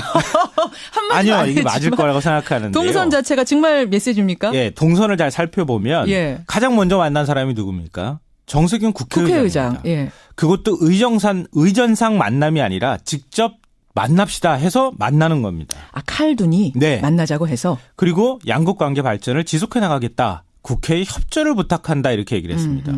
이 말이 무슨 뜻일까요?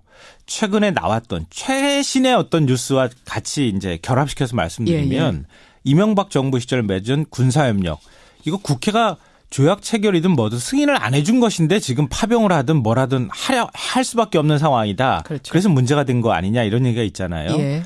국회가 어떤 형식으로든 뒷받침을 좀 해 주십시오. 라고 하는 메시지로 읽히지 않을까 싶은 생각이 들고요. 그 이후 행보가 사실은 제가 볼 땐 더 주목되는데 최근 양국 관계가 틀어져서 우리 기업들이 불이익을 받고 있다 이런 의혹이 나왔잖아요. 최태원 SK그룹 회장이 임종석 비서실장을 만나서 SOS 좀 도움을 주십시오라는 얘기를 했다는 말까지 나왔거든요. 그렇죠. 칼둔 청장이 하필 그 의혹의 당사자인 최태원 회장과 특급 호텔에서 만찬을 함께했습니다. 맞습니다. 그 직전에는 GS그룹 허청수 회장을 만났습니다. 두 기업은 아랍에미리트에서 사업을 하고 있는 곳이거든요. 그렇죠. 칼둔 청장이 국내 언론에서 우리 기업들이 불이익을 받고 있다는 얘기가 나오고 있다는 걸 몰랐겠습니까? 그럴 리 없죠. 알고 있었다는 거예요. 그러니까 그동안에 나왔던 의혹들을 차근차근 어떤 식으로든 해결하는 모습들을 이 동선이 보여주고 있다 이렇게 봐야 될 것 같습니다. 그러네요. 기업들 만나서 우리 잘해보자 악수한 거고 그렇죠. 국회도 도와주십시오 얘기한 거고 그러니까 어떤 식으로든 잘 풀려나가고 있다고 하는 방향성을 보여준다는 겁니다. 두 번째 행간은 뭡니까? 두 번째 행간은 이미 출구 전략은 시작됐다입니다. 누구의 출구 전략? 자유한국당이요. 자유한국당. 그러니까 임종석 특사 미스터리를 키운 당사자잖아요. 그렇죠. 그동안 계속 국정조사해야 된다 이렇게 목청을 높여왔는데 어제 하루 아주 조용했습니다. 김현정의 뉴스 쇼.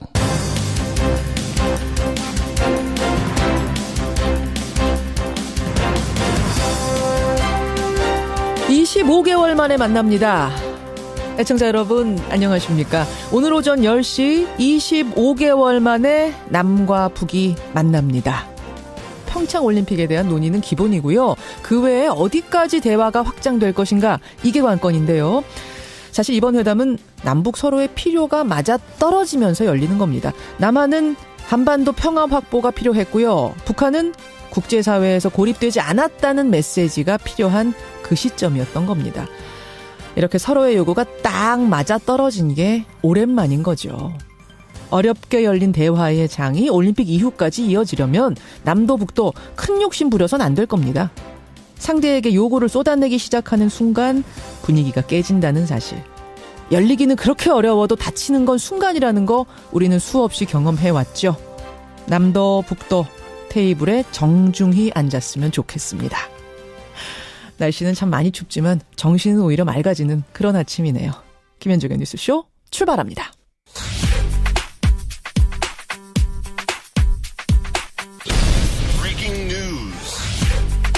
김현정의 뉴스쇼가 주목한 오늘의 포인트 민경남 PD 나와 있습니다. 어서 오세요, 민 PD. 안녕하세요. 첫 포인트 뭐부터 볼까요? 위안부 합의 후속 조치 발표입니다. 남북 회담보다 위안부 합의 후속 조치 발표를 먼저 꼽아오셨네요. 그렇습니다. 사실은 지난주에 강경화 외교부 장관이 저와의 인터뷰에서 파기를 포함한 모든 가능성 검토하고 있다. 여기까지는 말한 적이 있는데. 그렇습니다. 지금 외교부에서 흘러나오는 얘기로는 당장 파기나 재협상은 아니다라는 쪽이죠. 네, 오늘 오후 2시에 강경화 외교부 장관이 한일 위안부 합의를 어떻게 처리할지 공식 발표할 예정입니다. 명시적인 파기나 재협상을 언급하지는 않고 다만 진정성 있는 일본의 태도 변화를 촉구할 것으로 보는 시각이 우세합니다. 강 장관의 발표 지켜봐야 될 것 같습니다. 그 위안부 이제 합의금으로 위로금으로 내놓은 10억 엔 있잖아요. 우리가 받았고 이미 40%는 집행했습니다. 그건 어떻게 처리하는 거예요? 일부 언론에서 어젯밤에 정부가 10억 엔을 반환하기로 했다고 보도를 한 적이 있었는데요. 일본에 돌려주기로 했다 이런 보도가 나왔는데. 네네. 외교부 측에서는 일단 이거는 사실이 아니라는 해명을 내놨습니다. 네, 반환 대신에 이미 사용된 46억 원을 정부 예비비로 충당을 하고 그래서 10억 엔 총액을 맞춰서 고스란히 금융기관에 예치하는 방식이 거론되고 있는 중인 것 같습니다. 그래요. 10억 엔을 한 푼도 안 쓰고 그냥 예치하는 방식. 그러면 재협상 파기 요구는 안 하되 일본에다가는 성의 있는 조치를 해라 요구를 하고 기다리는 정도? 지금 현재로서는 그렇게 보이는 것 같고요. 자세한 거는 오늘 발표를 봐야겠죠. 예, 2시에 어떤 발표를 할지 어떤 묘한이 나올지 모르겠어요. 지켜보죠. 네. 다음 포인트는요. UAE 특사 논란 종지부 찍나입니다. 임종석 비서실장 특사 파견 논란과 관련해서 아랍에미리트의 칼둔 행정청장이 지금 방한 중입니다. 네, 어제 들어와서 정세균 국회의장을 예방을 했고요. 오늘은 청와대를 방문해서 문재인 대통령과 임종석 비서실장을 차례로 만날 것으로 알려져 있습니다. 이명박 정부 당시에 UAE의 유사 상황 발생 시에 한국군이 자동 개입하는 비공개 합의를 했고 현 정부 들어서 이를 바로잡는 과정에서 마찰이 있었다는 분석이 많았는데요. 오늘 청와대 대화에서 양국 간 외교관계를 발전시키자는 등의 무난한 얘기가 나오면 그동안의 논란은 자연스럽게 사그라들 것으로 보입니다. 그러니까 칼둔 청장이 이렇게 방한하면서요. 그동안 거세게 항의했던 한국당이 출구 전략을 모색하는 것 같은 분위기가 들더라고요. 네. 오늘 청와대 방문 지켜봐야겠습니다. 마지막 포인트 가죠. 네, 바른정당 3차 탈당 가시화입니다. 그렇습니까? 네네. 국민의당과의 통합이 본격화되고 있는데 못 따라간다 결정한 분들이 나오고 있습니다. 오늘 누가 탈당 선언한다면서요? 네, 김세현 의원과 남경필 경기지사가 오전에 탈당 선언할 것으로 알려져 있고요. 그리고 이학재 의원이나 원희룡 제주지사도 거취를 고민 중인데 모두 다 탈당하면 바른정당 의석수는 11석에서 9석으로 줄어들게 됩니다. 오늘 뉴스닥에서 이준석 바른정당 당협위원장 나오잖아요. 이 문제는 거기서 한 번 더 짚어보기로 하죠. 네, 민경남 프로듀서 수고하셨습니다. 감사합니다. 남북 고위급 회담이 오늘 오전 10시부터 판문점 우리 측 평화의 집에서 열립니다. 대표단 파견을 포함하여 필요한 조치를 취할 여의가 있습니다. 가족 문제라든가 군사적 긴장을 완화하는 문제 등을 포함해서 북한의 평창 올림픽 참가에 집중하되 남북관계 개선 문제도 논의하겠다는 의지도 읽힙니다. 10시에 만납니다. 남과 북. 뚜껑은 열어봐야겠지만 평창올림픽 참가 문제뿐만 아니라 얘기가 조금 더 나갈 것 같습니다. 그렇게 생각하는 까닭은 두 가지인데요. 우선 통일부 발표가 그렇습니다. 남북관계 개선을 위한 폭넓은 논의가 있을 거다. 이런 공식 입장이 나왔죠. 두 번째 이유는 미국의 태도입니다. 사실 북한이 이렇게 나오는 게 이거 한미공조 깨려고 하는 거 아니야? 이간질 전략 아니냐? 미국이 상당히 불편해하고 있다. 이런 우려가 막 나오던 것을 트럼프 대통령이 나서서 아니다. 나 이 대화 지지한다. 100% 지지한다. 라고까지 말하면서 한마디로 우려를 불식시켰습니다. 의제에 대한 제한은 없고 즉 우리가 관심 있는 사안을 다 얘기할 거고요. 북도 자기들이 관심이 있는 내용을 다 얘기할 겁니다. 다만 그 안에서 서로 정돈되고 또 일정한 합의 수준에 이른 내용들은 합의문에 담기게 됩니다. 합의문에 담기지 않은 내용들은 추가적으로 그 어떤 추가 회담 또는 이후의 회담에서 계속 모멘텀을 이어갈 수 있는 것만 한다면 저는 이번 회담은 상당한 성과가 있다 이렇게 보고 있습니다. 그러면은 이번에 합의문에 담길 수 있는 건 뭔가? 우선 이산가족 상봉 문제. 제가 지난주에 강경화 외교부 장관하고 인터뷰했을 때요. 다른 거에 대해서는 다 유보적으로 답하시는데 이 이산가족 문제에 대해서는 굉장히 적극적으로 언급하시더라고요. 이산가족 상봉까지는 담긴다고 봐도 되는 겁니까? 글쎄요, 이거 지금 회담 시작도 안 했는데 뭐가 그렇긴 합니다. 말씀드리기 좀 그렇지만 그 강경화 장관의 말씀은 어떤 100% 확신한다 이런 거보다는 우리 그 정부 측에 가장 중요한 관심사 중에 하나다 이렇게 이해하시면 될 것 같습니다. 그래요. 네, 제 느낌은 좀 기대할 만하다라는 느낌. 그러니까 북하고 이 정도는 통했다라는 느낌 받았는데 이게 맞았으면 좋겠네요. 뭐 저도 그 이산가족 상봉은 상당히 그 개인적으로 가능성이 높다고 평가하고 있고요. 예. 아마 잘 되면 빠르면 한 3월 중순 정도 전후에서 우리가 준비 시점을 감안하면 그때도 이제 평창올림픽 기간이거든요. 패럴림픽 중간 그 가운데 지점 그렇죠. 그렇죠. 그때쯤에서 한다면 저는 뭐 의미가 있지 않나 생각합니다. 3월 달에도 가능하다. 서두르기만 한다면. 그래요. 알겠습니다. 그 개성공단 재개 문제. 이건 우리가 아니라 북한이 요구할 가능성이 있다 얘기가 나오더라고요. 왜냐하면 유엔 경제 제재 상태에서 사실 북한이 지금 굉장히 경제가 어렵고 개성공단 재개하자는 얘기를 먼저 얘기할 수 있다. 그럼 오히려 우리가 좀 난감할 수도 있다. 어떻게 보세요? 개성공단 얘기가 뭐 현안으로 오를 수 있겠지만 북도 현재 우리의 사정을 잘 이해하고 있는 것으로 알고 있습니다. 즉 개성공단 문제가 북한 핵 문제나 미사일 문제와 관련된 경제제재 차원에서 지금 이루어진 거 아니겠습니까? 어쨌든 전임 정부에서 그것이 어떤 충분한 절차적 그 과정이나 동의가 부족했다 하더라도 현재 그런 상태로 결정된 상황이기 때문에 우리가 일방적으로 북한이 원한다고 해서 이걸 제기할 수 있는 상황은 아닌 것을 북한도 이해하고 있기 때문에 국제사회 관계를 고려할 때 그렇습니다. 다만 이 개성공단 재개 문제를 포함한 전반적인 남북 간의 교류협력, 경제협력을 포함한 교류협력에 대해서 얘기할 가능성은 높고요. 그래서 그건 우리는 이 일정하게 핵 문제나 또는 특히 북미 간의 대화, 이 핵 문제를 둘러싼 이 북한과 미국 간의 관계 개선 여부에 따라서 이것이 가능해질 수 있다는 것을 뭐 설명할 수 있고 북한도 납득할 것으로 저는 생각을 합니다. 그렇게 보시는군요. 알겠습니다. 근데 이런 거를 술술 논의하다가 말입니다. 갑자기 북한이 어떤 전제 조건, 보상 같은 걸 들이밀 가능성은 없을까요? 저는 그렇게 생각하지 않습니다. 지금 북한 이번에 김정은 위원장 신년사를 쭉 보면 이 북한 그 김정은 위원장 소위 최고 지도자죠. 북한 입장에서는 최고 지도자의 육성을 통해서 대북 정책의 대남 정책, 한반도 정책에 대한 입장을 전환을 공개적으로 표현한 거거든요. 그렇기 때문에 이번 어떤 작은 사안에 대한 어떤 보상이라든지 또는 경제적인 대가를 요구하지는 않을 것으로 생각합니다. 근데 그건 아니더라도 지금 신년사에서 보면은 한미 군사훈련, 사드, 미국 군사장비 반입을 걷어치우라 이런 얘기했잖아요. 이거는 김정은 위원장 입에서 나온 말이기 때문에 이런 거 만약 요구하면 우리는 어떻게 해야 됩니까? 그 문제는 분명히 제기하겠죠. 아까 제가 말씀드렸던 것처럼 모든 문제를 북한이 제기할 겁니다. 북한 관심사를. 다만 그런 문제로 이번 회담을 깨지는 않는다는 거죠. 깨진 않을 거다. 왜냐하면 김정은 위원장이 이 방향은 정해줬기 때문에 그렇습니다. 이거 하라고. 그리고 일단 우리 정부가 나름 한미 당국이 지금 성의를 보인 거 아니겠어요?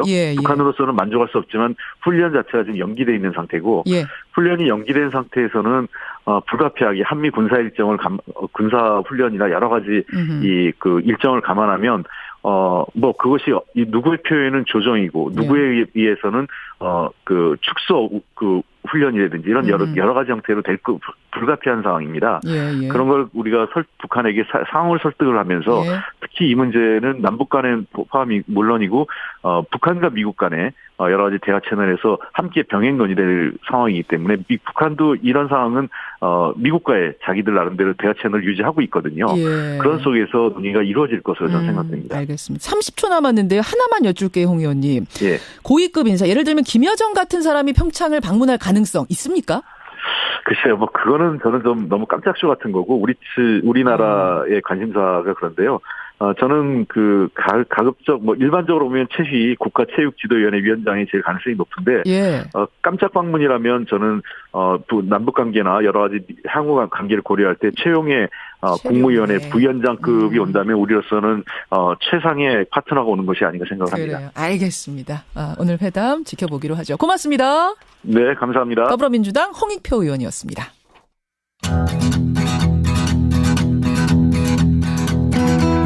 김현정의 뉴스쇼는 그 말이 쏙 들어갔거든요. 김성태 원내대표가 이렇게 말했습니다. 칼둔 청장 방안은 이 정부가 일으킨 외교 참사가 수순 모드로 들어섰다는 좋은 메시지다. 이제는 아랍에미리트에 초점을 맞춰서는 안 된다 이렇게 얘기했습니다. 김성태 원내대표가요? 네. 그러니까 원전 게이트를 제기하다가 이명박 정부 시절 군사협력 문제가 제기됐다는 쪽으로 자꾸 전개가 되니까 슬슬 발을 빼는 모습이 나타나는 것 아니냐 이런 얘기가 나옵니다. 그러네요. 그러니까 현 정부 탈원전 정책이 양국 사이의 갈등을 유발했다. 뭐 노무현 정부 시절에 맺은 군사협력이 잘못된 것 아니냐. 하루가 멀다 하고 각종 설과 의혹을 쏟아냈던 보수신문들. 보도태도 오늘 제가 유심히 살펴봤는데요. 한층 누그러졌습니다. 다 출구 전략입니까? 네. 그래요. 그러니까 그동안의 기승전 단계였다면 이젠 결말을 맺는 슬슬 뭔가 발을 빼면서 정리하는 단계로 가고 있다는 겁니다. 마지막 행간으로 가죠. 마지막 세 번째 행간은 그래도 한 번은 직접 나서야 한다입니다. 이게 무슨 말씀이세요? 칼둔 행정청장 얘기입니다. 지금 계속 비밀리에 움직이고 있잖아요. 한마디 안 하고. 네. 언론과의 접촉 절대 안 하고. 그런데 청와대가 칼둔 청장 방한하기 전에 칼둔 청장이 오면 의혹이 풀릴 것이다 얘기했거든요. 근데 이대로 만약에 그냥 출국해버린다. 그러면 의혹이 풀리기는커녕 계속 또 남아있을 가능성이 또 있습니다. 동선을 가지고도 김성환 씨처럼 해석하는 사람이 있는가 하면 다른 해석을 하는 사람이 있을 수도 있거든요. 있죠. 그러니까 어떤 식으로든 문 대통령을 만나서 한마디를 하든 뭐 어떤 방식의 메시지든 간에 칼둔 청장이 한번 직접 나서서 메시지를 던질 필요가 있다 이런 얘기입니다. 그렇군요. 아마 청와대가 그런 자리를 지금 마련하려고 노력하고 있지 않을까 이런 생각이 드는데 그렇죠. 그렇겠죠. 오늘 행적도 보겠습니다. 김성환 씨 수고하셨습니다. 네, 고맙습니다. 청취자 황은성님 아침 출근길 뭔가 기분이 좋네요. 정말 오랜만에 남과 북이 대화하는 건데요 하셨어요. 양희경님도 성공적인 개최를 응원합니다. 박종열님은 근데요 남북회담 너무 일찌감치 김칫국부터 마시면 안 됩니다. 신중하게 결과를 기다려 봐야지 않겠습니까? 이런 입장들 보내주고 계시고 양희준님은 칼둔 행정청장 이 사람이 칼둔 사람이니까 결자 해지해야죠. 입으로 갑니다.